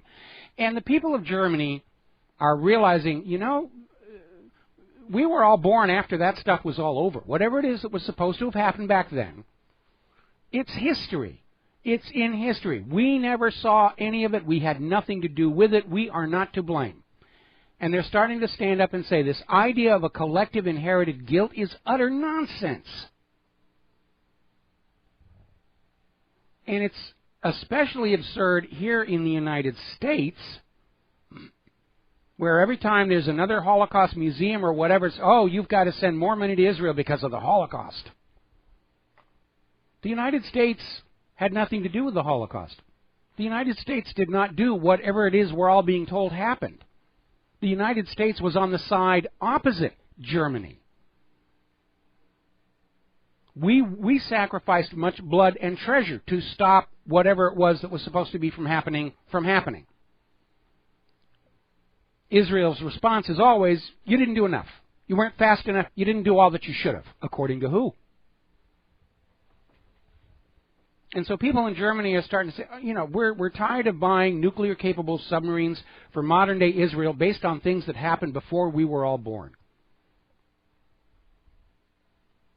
And we're all tired of hearing about it. Israel is stuck in the middle of the last century, historically. And they want the rest of us to be stuck there as well, because they can make huge profit off of it. They don't want us paying attention to what the current generation of Israelis are doing in the West Bank, in Palestine, in Syria, in Lebanon, in Egypt. They don't want you paying attention to that. Oh, no, we'll paper it over with the Holocaust, and everybody will turn a blind eye. We have to let Israel get away with war crimes because of what happened in ancient times here.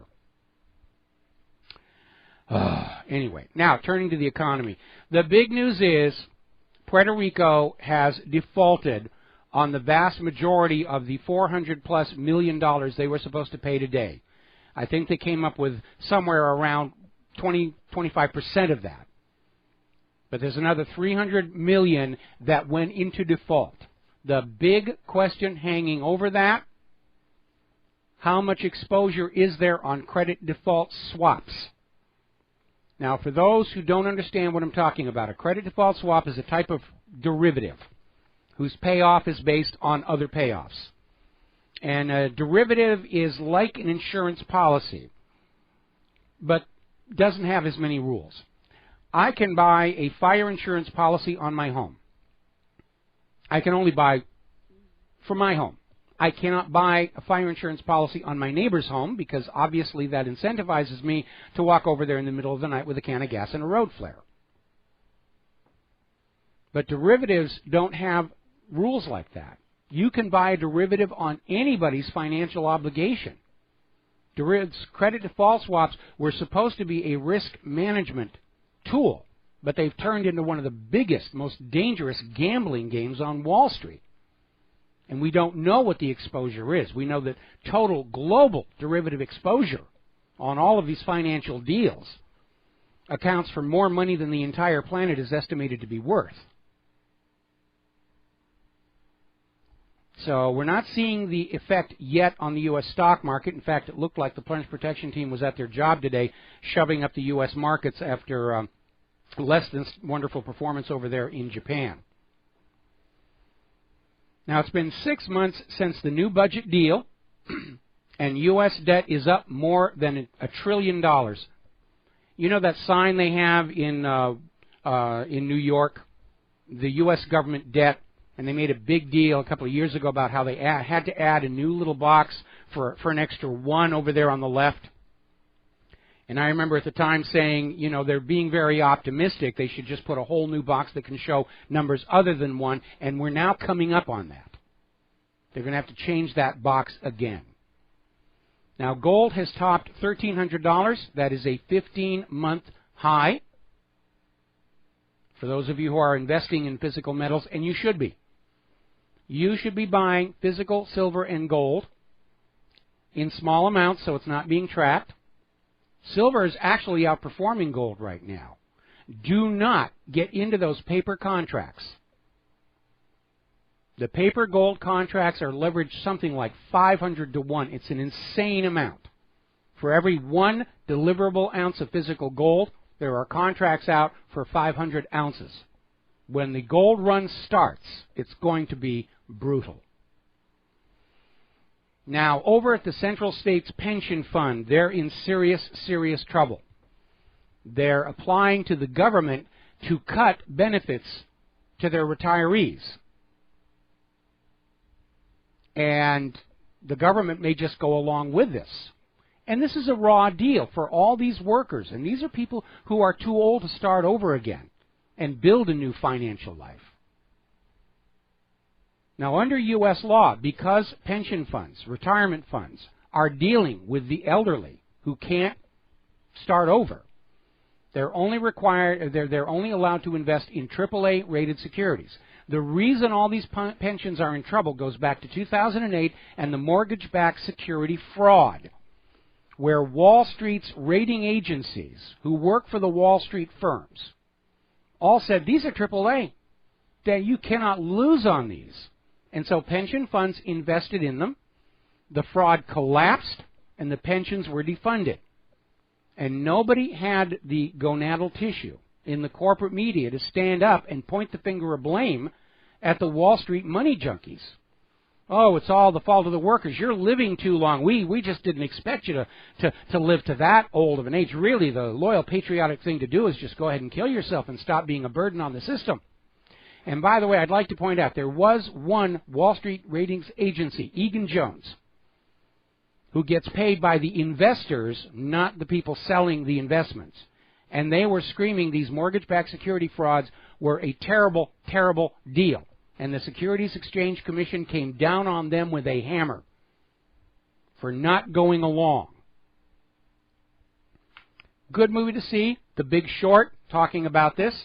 Another movie is a documentary. It won the Academy Award for Best Documentary called Inside Job. You have to work to track them down, but they're worth watching.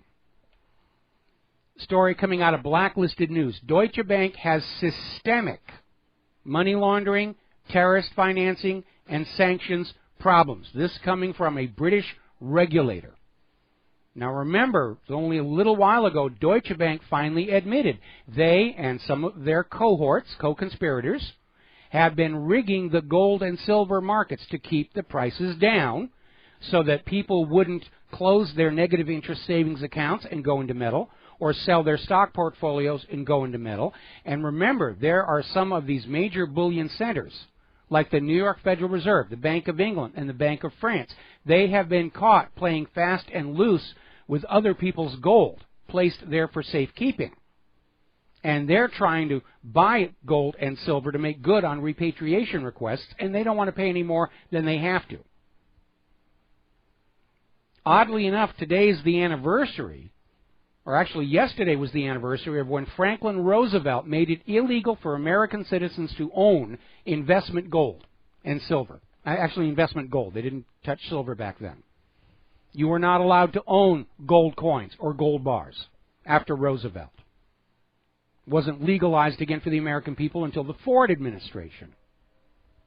And they may do it again, because in the eyes of the government, banks are much more important than citizens. We have way too many citizens. We've got to protect the banks, protect the money. And it's coming out that all of these financial corporations, they're all crooked. It's all a giant fraud being perpetrated on you. Now, yesterday was May Day. There were protest marches all over the world. Many of them turned violent, probably agent provocateurs. The corporate media keeps talking about how these are all anti-capitalist marches. No, they aren't, because we're not a capitalist economy anymore. We have descended into outright economic fascism. And if you don't know what I mean, let me give you a quick review of the definitions. Under capitalism, if you make money, you get to keep it. If you lose money, you are responsible for that debt. Because freedom means not only the freedom to succeed, it means the freedom to fail and the responsibility to accept either outcome. Communism or socialism is a system in which if you make money, it is taxed away from you for the betterment of society. And if you lose money, society is taxed to cover the losses so you can pick up and start again. Fascism is a system in which if you make money, you get to keep it. And if you lose money, the people are taxed to cover the losses. And after a decade of TARP and QE and bailout and all the rest of it, it's pretty obvious which system we're in. And we're showing all the symptoms of a classic fascist economic dictatorship. So all these May Day protests were not against capitalism, they're against fascism. Over in France, they have new wave of protests over the labor reforms, which are part of the EU-imposed austerity. You will work more and give us more of your money. Down in Venezuela, which became a target of the United States for daring to sell their oil for currencies other than the dollar, their destruction is almost complete. It's estimated there's only 15 days' worth of food in the current supply chain. And there's already mass looting, power blackouts, water cutoffs. They're rationing food. They're rationing toilet paper. And it's all about to implode. And the U.S. is allowing it to happen as an object lesson. What will happen to any country that refuses to be part of the U.S. dollar hegemony? Because that's what the U.S. government's argument with Venezuela has been going all the way back for decades. Now, Freddie Mac may need another taxpayer bailout next week. Why does everybody need bailout? Where's all the money going? It's very simple. It has to do with the very nature of private central banking. Private central banking does not serve the community. It does not serve the people. It is a privatized for-profit operation. And it issues all of the public currency as a loan at interest, which means the debt is always growing faster than the money supply. There's always going to be more debt than money with which to pay the debt. And it doesn't matter how hard you shovel money at the bank, the debt can never be paid off. It's a system of enslavement. It's a system of rulership. It's rule by compound interest, and it's no more a legitimate form of governance than rule by divine right or rule by slavery. And it only works as long as you allow yourself to be brainwashed into thinking this is the way the world is supposed to be. So we all need to become private central bank heretics, and we need to go back to the system the United States was founded on, where the public currency is managed as a public utility to serve the people and commerce, not to enrich already insanely rich people. Now, for those of you who are Bitcoin fans, the true identity of the creator of the system is now revealed. The man behind Satoshi Nakamoto is actually an Australian professor, Craig Wright. He's gone public. He invented Bitcoin. He was immediately raided by the tax police because just like BRICS and the Asian Infrastructure Investment Bank, the private central bankers do not want any competition. They don't want people to have access to any currency that is not lent by them at interest. And Bitcoin is a major threat to the rulership of the private central banks. Any virtual currency, any alternative currency, is a threat to their profitability. That may have been a big reason for the assassination of President John F. Kennedy. He issued his United States notes, which powered American commerce without paying interest to the private central bank. That's why John J. McCloy, president of the Chase Manhattan Bank and the World Bank, wound up on that Warren Commission. I don't care how good a banker he is, he's not qualified to investigate a murder. Therefore, he had to have been on the Warren Commission to make sure you, the American people, never learned the real motive for why John F. Kennedy had to die. We got to take a break for some commercials here, and we'll be back after these few words. And aloha, America. Welcome back to the show. Now, we all hate the Infernal Revenue Service. It's sort of duking it out with the Transportation Safety Administration as most hated government agency of all time. Amazingly enough, the Republican Study Committee, which counts over 2/3 of the House of Representatives Republicans as members, is out there saying it's time to get rid of the IRS. Now, they're not doing this out of the generosity of their hearts.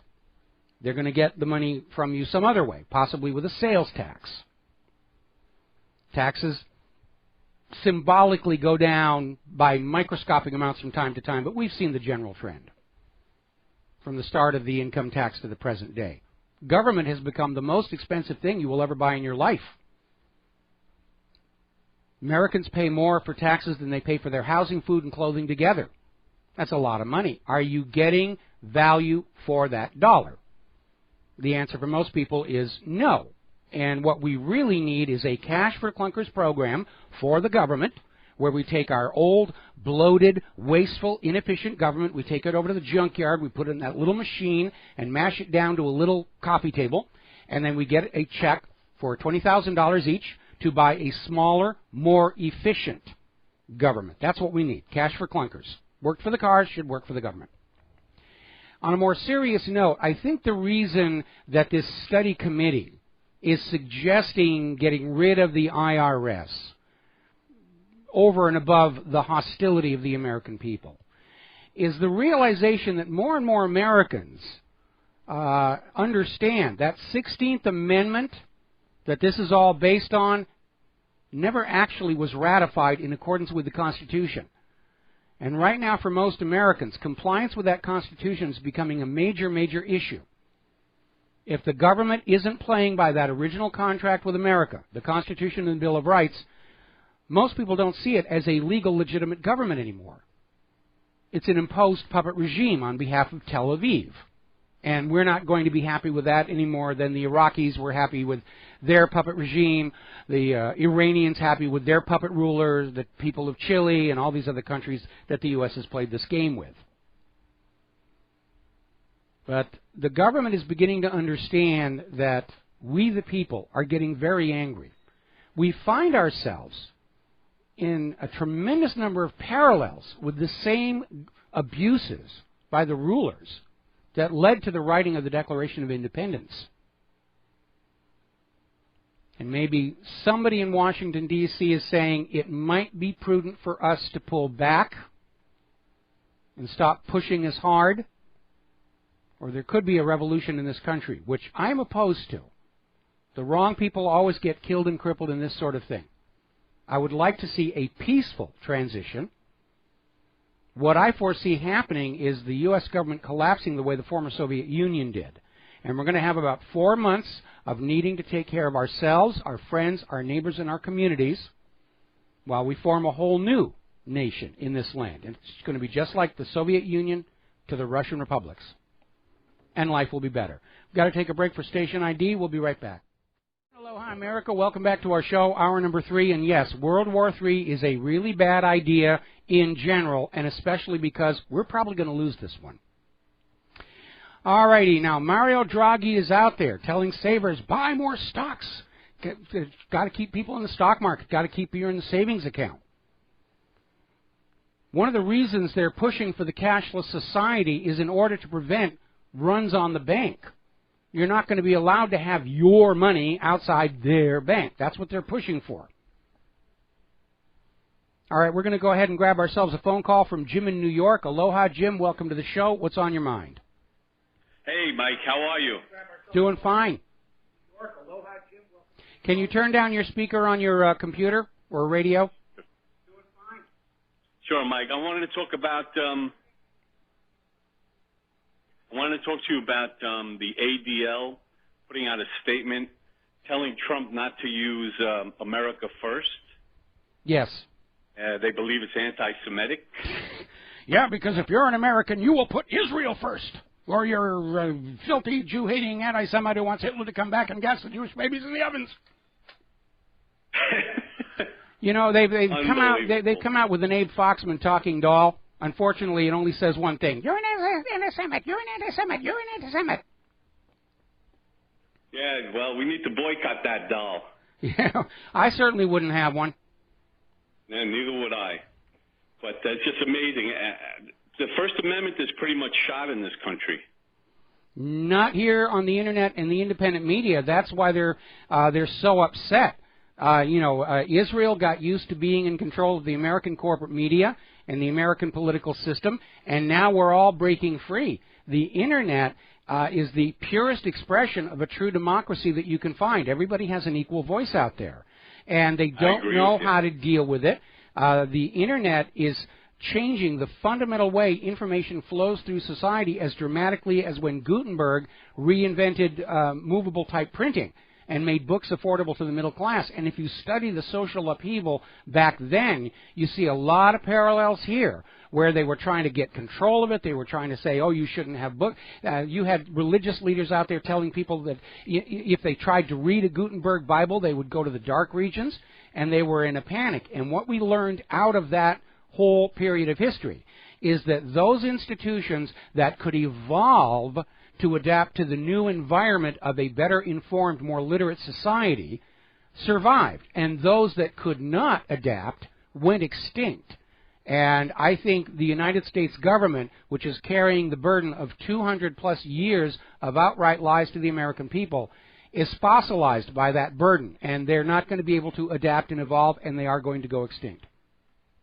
Speaking of the U.S. government, you mentioned before that it's going to implode just like the Soviet Union did, and we're going to have basically several months to get our things in order. How long do you think before that happens? It's hard to make an accurate prognostication because the other side is always changing the rules, and they've got all these printing presses and computers to keep making money for themselves to spend. But I think the surest indication that it's going to happen soon is the fact that the American people have simply lost all trust and confidence in this government and this financial system.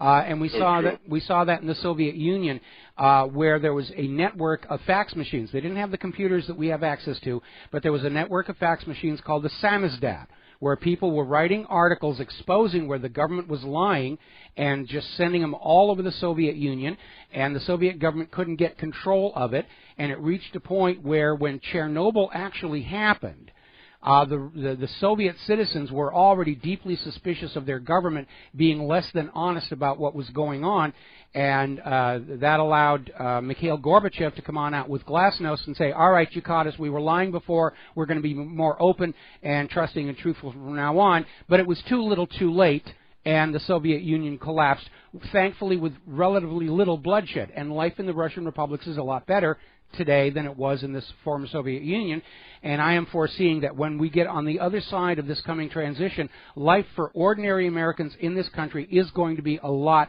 better than it is right now. I agree with you, Mike. I definitely agree with you. Okay?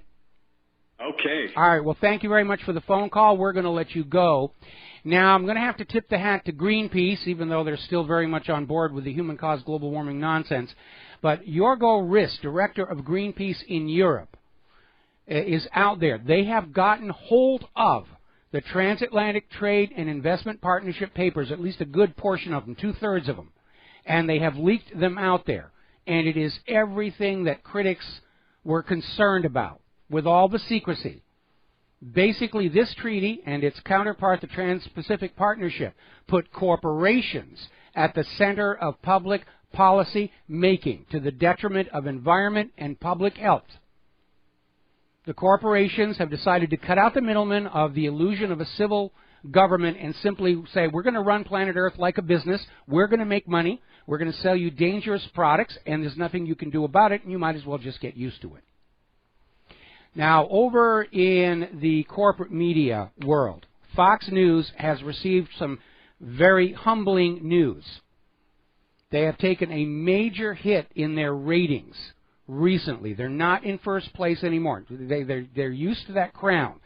CNN is now rated #1 in the current ratings cycle. And I think a big part of that has to do, and I've been making fun of them for this. I've been calling Fox News the We Hate Donald Trump network. And people are picking up on it. Fox News had the motto, we report, you decide, and everybody sees their anti-Trump bias on full display. And they're switching the channel. They're going somewhere else. And Fox News is taking a hit in the ratings, and it's not just a scorecard. Those ratings influence their ad rates. And that means Fox News is losing money. They're all losing money, but it's a question of degree. And I think what's going on here with this election cycle, it's more than simply forcing Ted Cruz or Hillary Clinton on us. The corporate media understands that their wealth and power and privilege and perks are all based on their ability to brainwash the American people, to be able to convince them that this war is necessary, that a carbon tax is necessary, that GMO is safe and healthy, that vaccines are necessary, and the rest of it. And on the day when it becomes obvious they can't do that anymore, those corporations that own those corporate media outlets are going to start putting their checkbooks away. They're not going to underwrite the huge financial losses these companies are incurring. They're simply going to fade away in favor of the independent media, which preserves a diversity of opinion by the fact that there are so many of us out here. And the media used to be that way in the United States. There used to be laws saying that no one entity could own too much of the media, newspapers, radio, and TV. And that was there to preserve diversity of opinion. Today, it's these giant monolithic corporate interests, and all media, all corporate media, goes through just 6 hands, controlling what you see, hear, and read. Or at least that's what they were hoping. Because the corporate media's ratings continue to fall, and the listenership, readership of the independent media continues to climb, which, of course, is why you are all here. Now, 5 years ago today was the raid in Abbottabad that got Osama bin Laden, nudge, nudge, wink, wink, say no more. And it was a fraud. The real Osama bin Laden, who was a CIA asset, codenamed Tim Osman, died of natural causes, Marfan syndrome, in December of 2001. And every bin Laden since then has been a phony. And the reason 5 years ago they decided to get rid of him was too many people were aware that the real bin Laden was dead. So they went on into Abbottabad, they killed some guy, dumped his body in the ocean, no possibility of an ID, and they flooded the internet with all of these pictures of the dead Osama bin Laden. And all of them were very clumsy fakes. And this former visual effects expert who lives out on Oahu made short work of those pictures very, very quickly. And finally, we're getting confirmation because the New York Times has an interview with a former ABC News intern who admits to faking a voiceover on the Osama bin Laden video in which he supposedly confessed to 9/11. The guy's gone public. It was a fraud. It was another hoax. The confession was phony. So let's talk about immigration. That's going really well over there. Somebody somewhere got it into their head that they were going to start shoving populations all over the place and blend us all together, and we were going to sing around the campfire and hold hands and sing Kumbaya, and it's not working. Apparently up in Sweden, 5 men have been arrested for sexually assaulting a teenager at an asylum center. Oh, if you complain about being sexually assaulted, you're just being intolerant, you're being racist. You wouldn't complain if it was your own people doing this thing.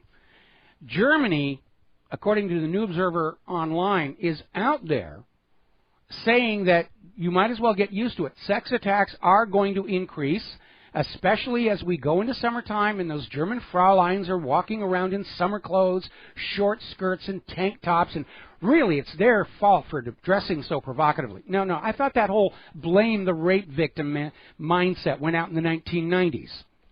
But they don't want to question the immigration agenda.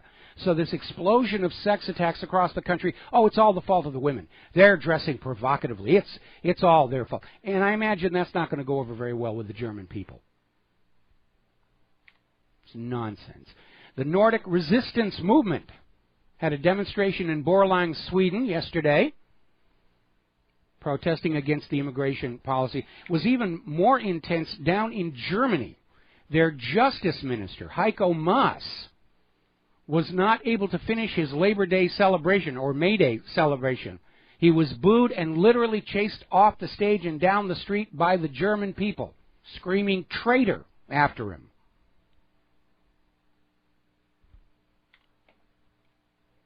Over in Glasgow, there is a primary school that doesn't have a single Scottish student. They're all from Romania or Slovakia. Completely out of control here. Now, over in Stuttgart, there was an anti-migrant AfD party conference. It's been delayed. There was clashes broke out outside the AfD party, and 400 people were arrested. You will love the immigrants. You will love the refugees. Sieg Heil, Sieg Heil, Sieg Heil. As you know, Barack Obama was recently over in Great Britain lecturing the British people that they have to vote to stay in the European Union. By golly, you will do it. I am the President of the United States, and you will do as I say. Had the opposite effect. Support for the Brexit has gone up since Obama went over there with that heavy-handed approach. And we know what's going on. All these people who are still working for the European Union and the North American Union, they're all working to when all these unions are brought together into a single global government because they all want that center seat. They want to be ruler of an entire planet. And they don't care what it does to their culture, their people. They don't care. They just see that prize out there. Did you know that Barack Obama has budgeted more money to support the illegal immigrant children coming across the border than the Social Security retirees are getting? Now, those Social Security retirees are getting a raw deal. They've been paying into the system their entire lives. Starting with the Clinton administration, the federal government has been borrowing, nudge, nudge, wink, wink, that money to balance the federal budget. Now they can't pay it back. So they're talking about benefits cuts for Social Security to go along with those pension cutbacks. But by golly, if you're an illegal immigrant, there's all kinds of money for you. Maybe we should all walk into Mexico, hope we don't get caught by their immigration authorities, walk back over and speak Spanish. We'll get a better deal from the government than we get being born here. New Jersey has officially withdrawn from the federal refugee resettlement program. They simply don't have the money to deal with it anymore. Apparently there was a little bit of an altercation where over in Woodridge there was this Spanish-speaking worker, Ruben Antonio Ochoa Cruz. Wonder if he's any relation to Ted. And his boss reprimanded him for missing work. And so in retaliation, he set fire to the place, $70 million in damages. Now, as you know, there is this effort to try and erase our cultural identity as part of this New World Order situation. We have seen attacks on historical icons like the Gadsden flag and most surely on the Confederate flag. Oh, it's racism, it's the symbol of the KKK. And by the way, no, it wasn't. First of all, you need to understand that traditional movie Confederate flag, the red field and the two crossed blue bars with stars on it, was never officially a flag of the Confederate States of America. It was chosen for the movie studios because it's cheaper to make than the official flag. But that's what everybody thinks is the flag of the Confederacy. That being said, if you look at historical photos of the KKK at the height of its influence, they're always seen carrying American flags, the stars and stripes. Now, there was a big push to remove a Confederate monument capped with a statue of Jefferson Davis from the University of Louisville campus. The statue's been there since 1895, and everybody would say, we have to get rid of it, we have to erase the past. At the last second, a judge stepped in and blocked it, issued an injunction.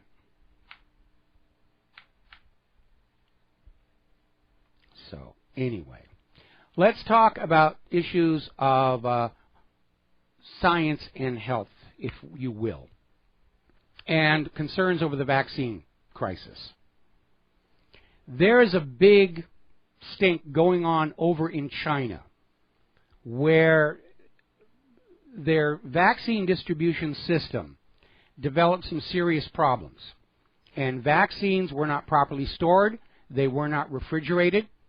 They were allowed to go past their expiration date, and they were still sent out and injected into people. And it's triggered major, major protests because it underscores the fact that claims of science and safety and efficacy notwithstanding, this is just a money-making scam. It's all about the money. Vaccines are a $27 billion, with a B, dollar business every single year. It's a great business model, selling medicine to people who don't actually need it. Now, right now they're making a big to-do over the fact that a bunch of students at Harvard University have come down with the mumps. And the corporate media is out there saying, see, this is why you need the mumps vaccination. These students at Harvard all came down with mumps at the same time. Turns out all those students had just had the mumps vaccination. The vaccine is causing the illness. And even if you don't get sick from one of these live pathogen vaccinations, you can give the illness to other people because you're sweating the pathogen. You're leaving it on surfaces. We have seen this time and again in recent years where there'll be a vaccination campaign in a school for measles, and all of a sudden the kids come down with measles, and the media says, oh, see, there's a measles epidemic. You've got to get the vaccine.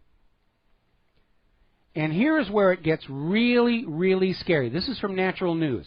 There was a surprise study funded by the Alberta Ministry of Health. It was published in the Vaccine Science Journal. It's discovered 10% of Canadian women receiving the HPV vaccines wound up having to go to the emergency room. 10%, 1 out of every 10. And the vaccine companies are out there saying, that's okay. That's an acceptable amount of people for the emergency rooms. It's good business for the emergency rooms.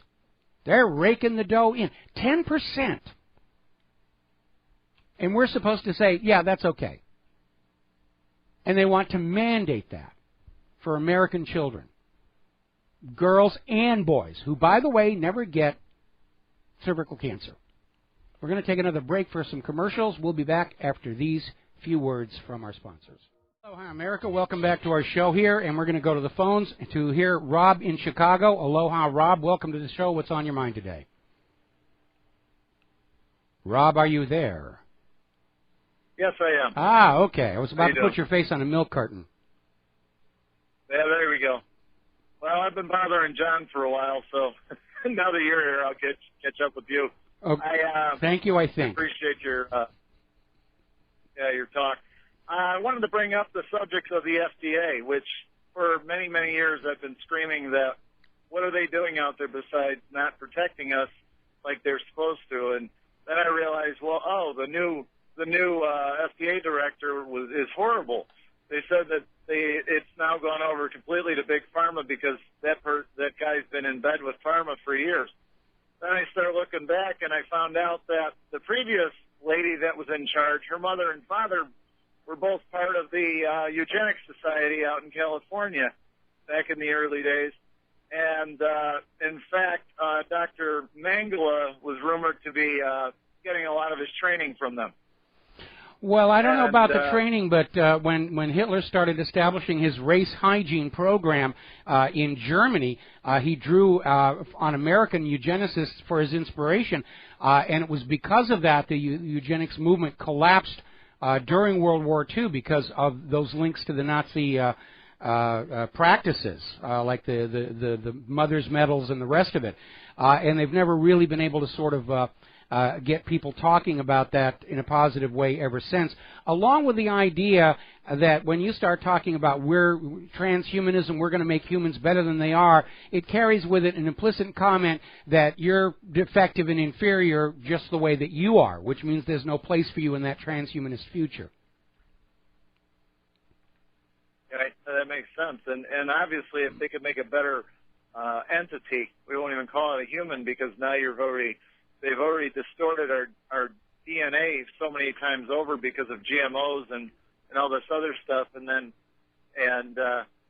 we do know that, the reason we have fluoride in our water came into the system in 1946 was shortly after they came back from the concentration camps and realized that it was a great way to keep people passive and dumbed down. That's exactly right. The water supply in the Nazi slave labor camps was loaded with fluoride to keep them tranquilized.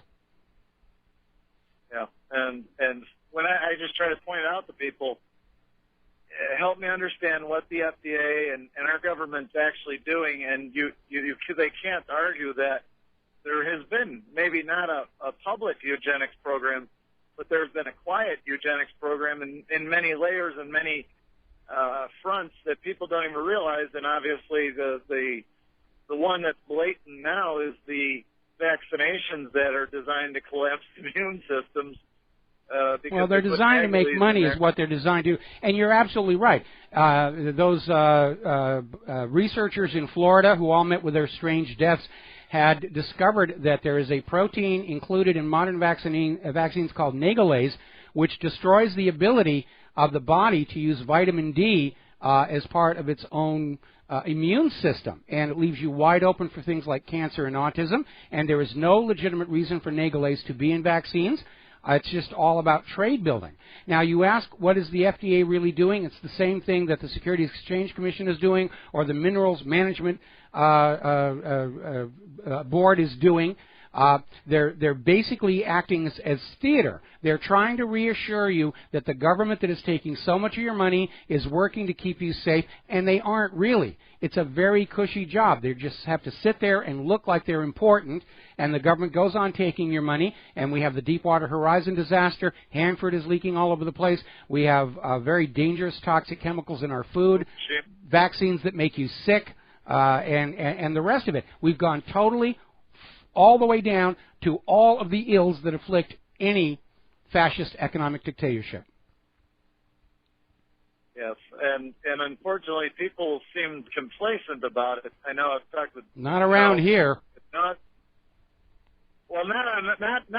We're obviously wide awake about this, but I I bring it to people and I show it to them. I told my girlfriend just last night, I showed her that article about 10% of the women in, getting that vaccine in Canada. Oh, wow. Okay. And then on to the next subject. And it's like, does this not bother you that and to let you know that your daughters might get, cancer from getting the vaccine for cervical cancer? Well, I don't know about you, but there's still a lot of denial. Anyway, listen, we got to take a break for commercials. Thank you for the phone call. We're going to be back here in about 4 minutes. And aloha, America. Welcome back to our show here. Now, we're talking about vaccines. We're talking about all of these industry forces trying to downplay the documentary Vaxxed. Was pulled from the Tribeca Film Festival, was pulled from the Houston International Film Festival. We are seeing the face of the dictatorship right on display. This movie threatens profits, therefore you will not be allowed to see it.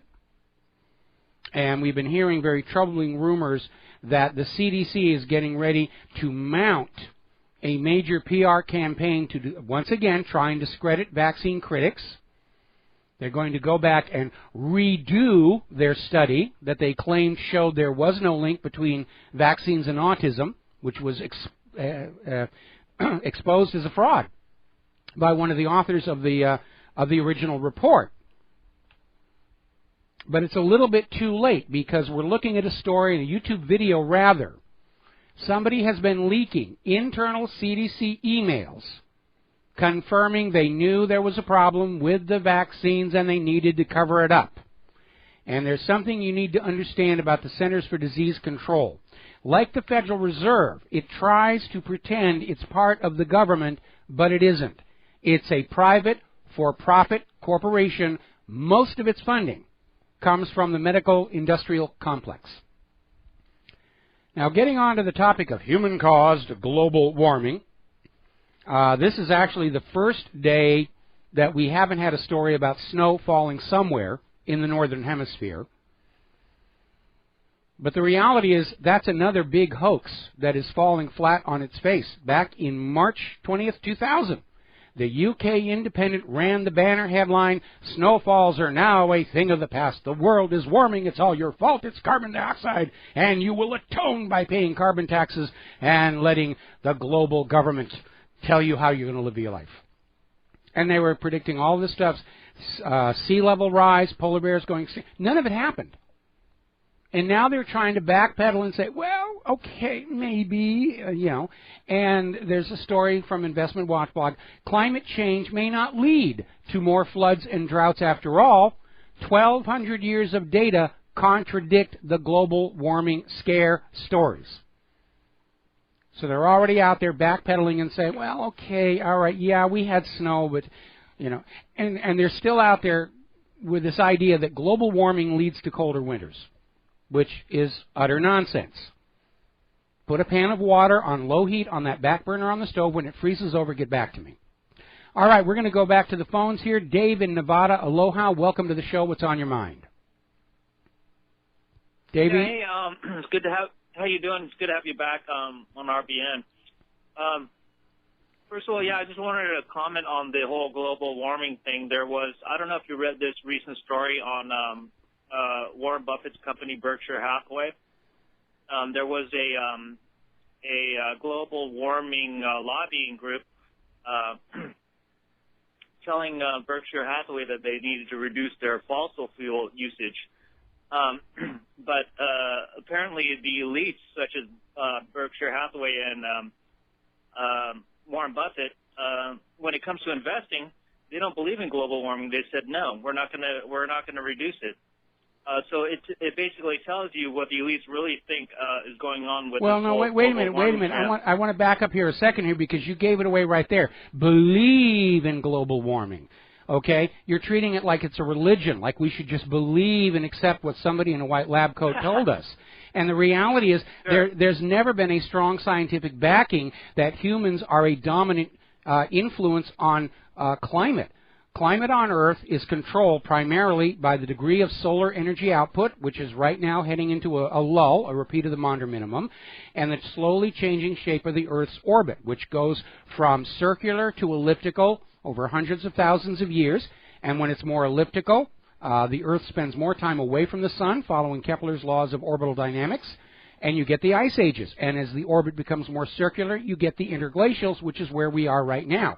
So until Al Gore and his people can change solar output, put a little dimmer switch on it or something, or they can actually get out and shove the Earth into a different orbit, there isn't anything that can be done to stop climate change. Now, recently, scientists are looking at the fact that the Earth is definitely getting cooler, even as carbon dioxide is going up, and they're noticing that as the carbon dioxide goes up, the Earth is greening, because carbon dioxide, contrary to what comes from the Environmental Protection Agency, it's not a pollutant, it is plant food, and the more CO2 is out there, the more plants grow, and on a planet already beset by famine, that's a good thing.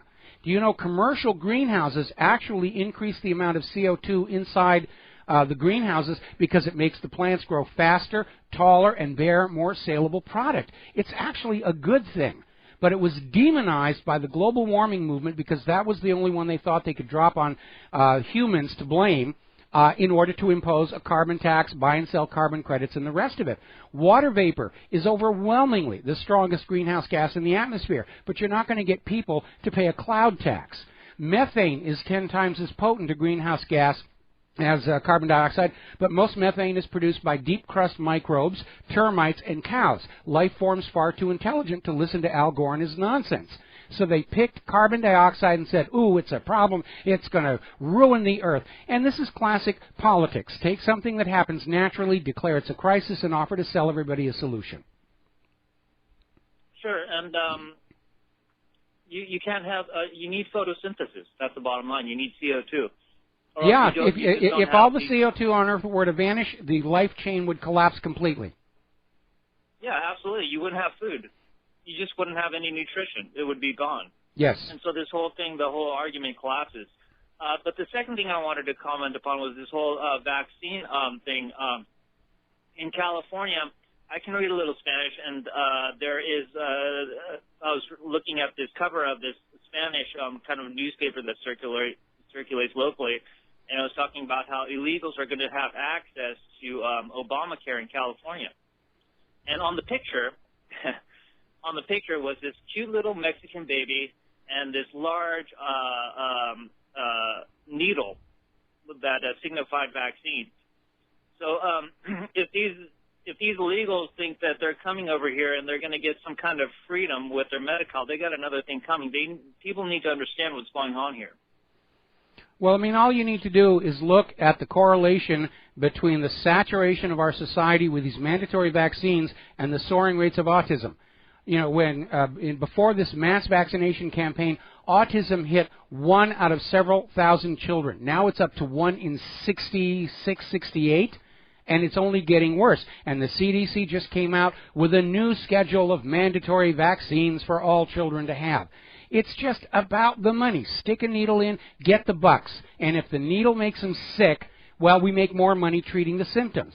That's why they're not upset about the fact that this study in Canada is showing 1 out of every 10 women who get the HPV vaccine wind up in the emergency room. They don't care. It's another profit opportunity.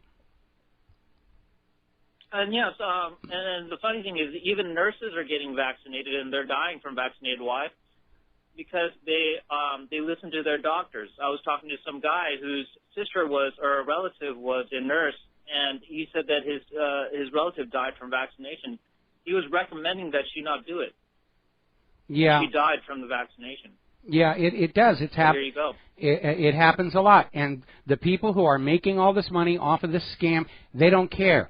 They absolutely are oblivious to the harm they are causing to people, ordinary people. They don't identify with what's going on. You're just a herd. You are livestock. You are there to be harvested and made money off of. That's how they see you. Yeah, so that's all I wanted to leave you with. I just wanted to welcome back and leave you with that. All right, well, thank you very much for the phone call. And we're going to move on here a little bit. As you know, the pro-GMO forces are starting to have several setbacks. Despite all the lobbyist sources and all the lobbyists' men, they're not able to put that GMO illusion back together again. As you know, Vermont's GMO labeling law goes into effect actually next month. And a lot of companies, rather than set up multiple production chains, are just going non-GMO, natural source for their entire product line for the entire country. Dannon Yogurt, for example, is going to be going all non-GMO milk from non-chemically treated cows as of next month. Down in Africa, their top cotton producer is dropping all GMO cotton because of the problems with the final cotton itself. Now, we know that BT cotton caused a huge disaster over in India, where the government succumbed to lobbyists. They mandated BT cotton for the Indian cotton farmers and discovered too late that the GMO cotton was less resistant to hydrology variations than the natural variety. And the cotton crops failed, and the Indian farmers were losing their farms, and there was an epidemic of suicide. And now it turns out something else is going on. This cotton producer in Africa says they don't want GMO cotton because the cotton itself is of inferior quality. And they're saying they can't sell the cotton. Nobody wants it. It doesn't feel right. It doesn't spin right. And this goes back to something I've been saying about GMO all along. The GMO companies will change a gene to get a desired result. And it will produce unexpected, unpredictable, unsought for changes to the entire organism, because DNA is very self-referential. That's how they're able to fit so much information into such a tiny space. And a benign example of that, of course, would be the Roundup Ready corn, which produced this Roundup Ready gene in the corn, but it also caused the corn stalks to be much more rigid and durable, much harder, much tougher than the normal corn stalks, to where the farmers had to buy Kevlar belted tires for their tractors because the corn stalks from the GMO corn were puncturing holes right through the tires. And we're seeing apparently manifestation of something else, that the GMO cotton, the cotton itself, isn't as good. All right, we're going to grab our... Oh, we got a bunch of callers here. Wolverine, and welcome to the show. What's on your mind? Oh, well. Hello? Wolverine, are you there? Get those claws out. Yeah. Start talking to me. Can you hear me? I can hear you. Okay, good.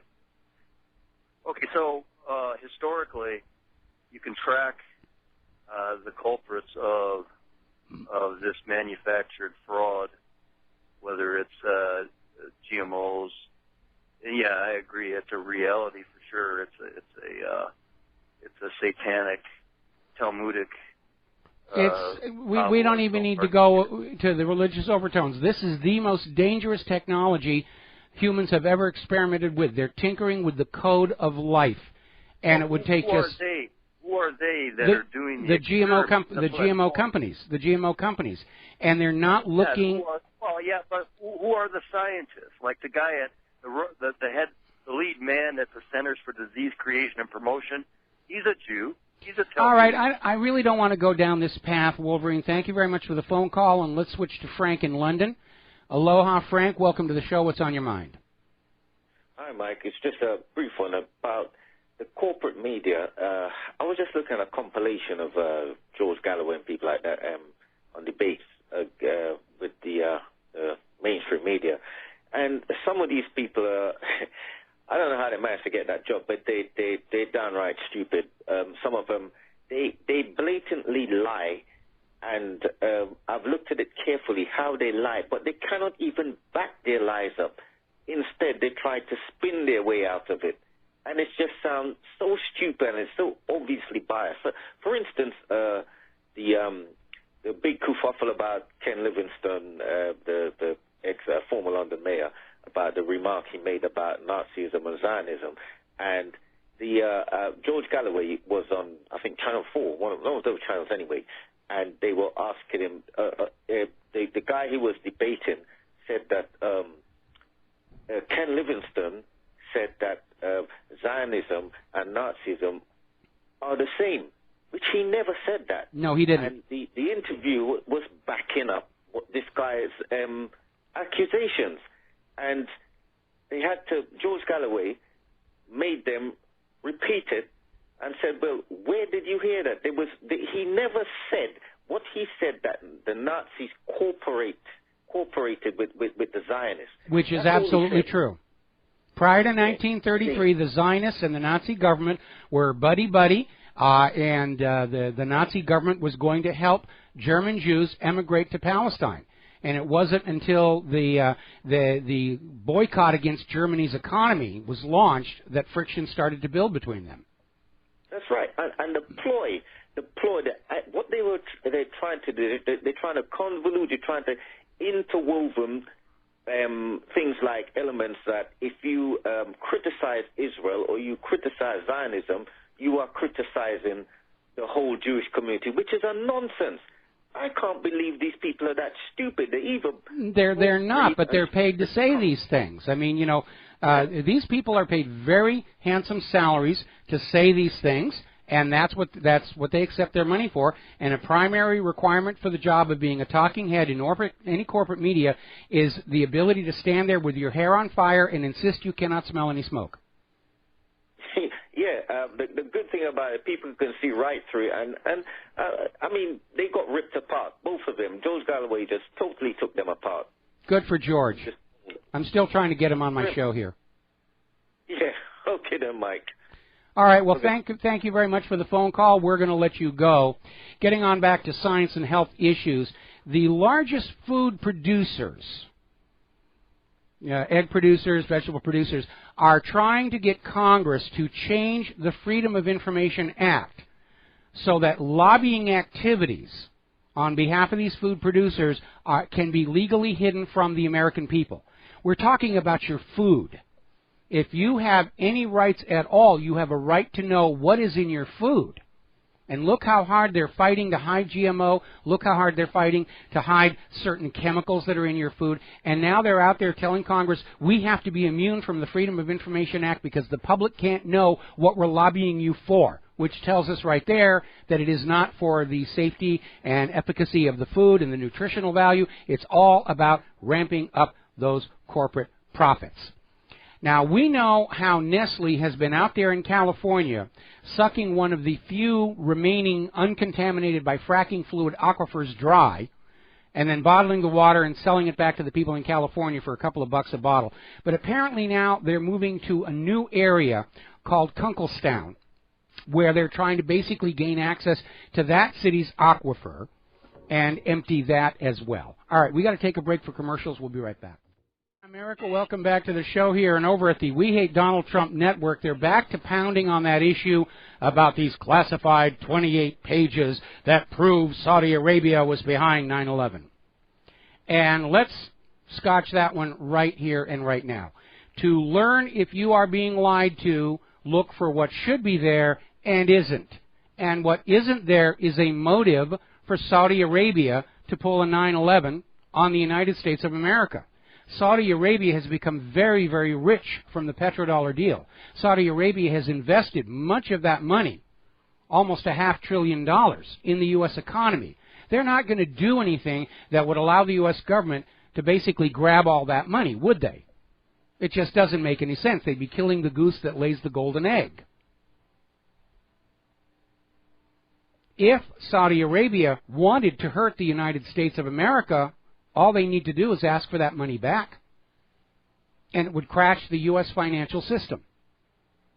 And it would be perfectly legal and moral for Saudi Arabia to do that. So why bother crashing planes into skyscrapers? Now, George Bush had a motive for 9/11, to launch war across the Middle East in conformance with that Project for the New American Century, which said we can't launch this campaign of militarism without a new Pearl Harbor. It's right there in their policy documents. They needed a new Pearl Harbor. Israel had a motive for 9/11 to sick the United States on Israel's enemy, which, again, is part of a repeating pattern. The King David Hotel was blown up by Israelis dressed as Arabs. The Lavon affair, U.S. and British targets bombed in Egypt, evidence planted to frame Egyptian Muslims. The tricking of Reagan into bombing Libya. The attack on the USS Liberty, initially blamed on Egypt. This is how Israel gets the U.S. to go after Israel's enemies. And this is just more of the same thing. 9/11 has become a one-size-fits-all excuse for an invasion. First it was Afghanistan. Oh, we've got to invade Afghanistan. Oh, we were wrong. It was Iraq, and we invaded Iraq. Oh, guess it wasn't Iraq there. Now they want to pin it on Saudi Arabia. It wasn't Saudis who were arrested cheering and clapping near the World Trade Towers. It wasn't a Saudi-owned company that received an advance warning of the attack before the aircraft had even left the runways. Remember what Netanyahu was quoted as saying after 9/11. Oh, this is a good thing. I mean, it's going to build sympathy for Israel. So they're going to go on blaming countries for 9/11 as a pretext for invasion. And Saudi Arabia is about to learn a very hard lesson, that loyalty to the United States government is not reciprocated. Because Saudi Arabia is on that list of countries to be brought under U.S. proxy control. So, they're back there pushing that one. But again, common sense. If Saudi Arabia really wanted to hurt the U.S., all they have to do is ask for their money back. They don't need to crash planes into skyscrapers. This is all coming from the same government told you Saddam had nuclear weapons, that there were torpedoes in the Gulf of Tonkin, there was a Spanish mine in Havana Harbor. How much more do you have to be lied to until you are willing to face up to the fact you live under a government that lies to you about everything? There's the music. Time for me to get on out of here. I got to do a radio interview. We'll be back tomorrow here on the Republic Broadcasting Network. Until then, stay safe, stay skeptical, stay informed, make good choices. Until tomorrow, aloha America.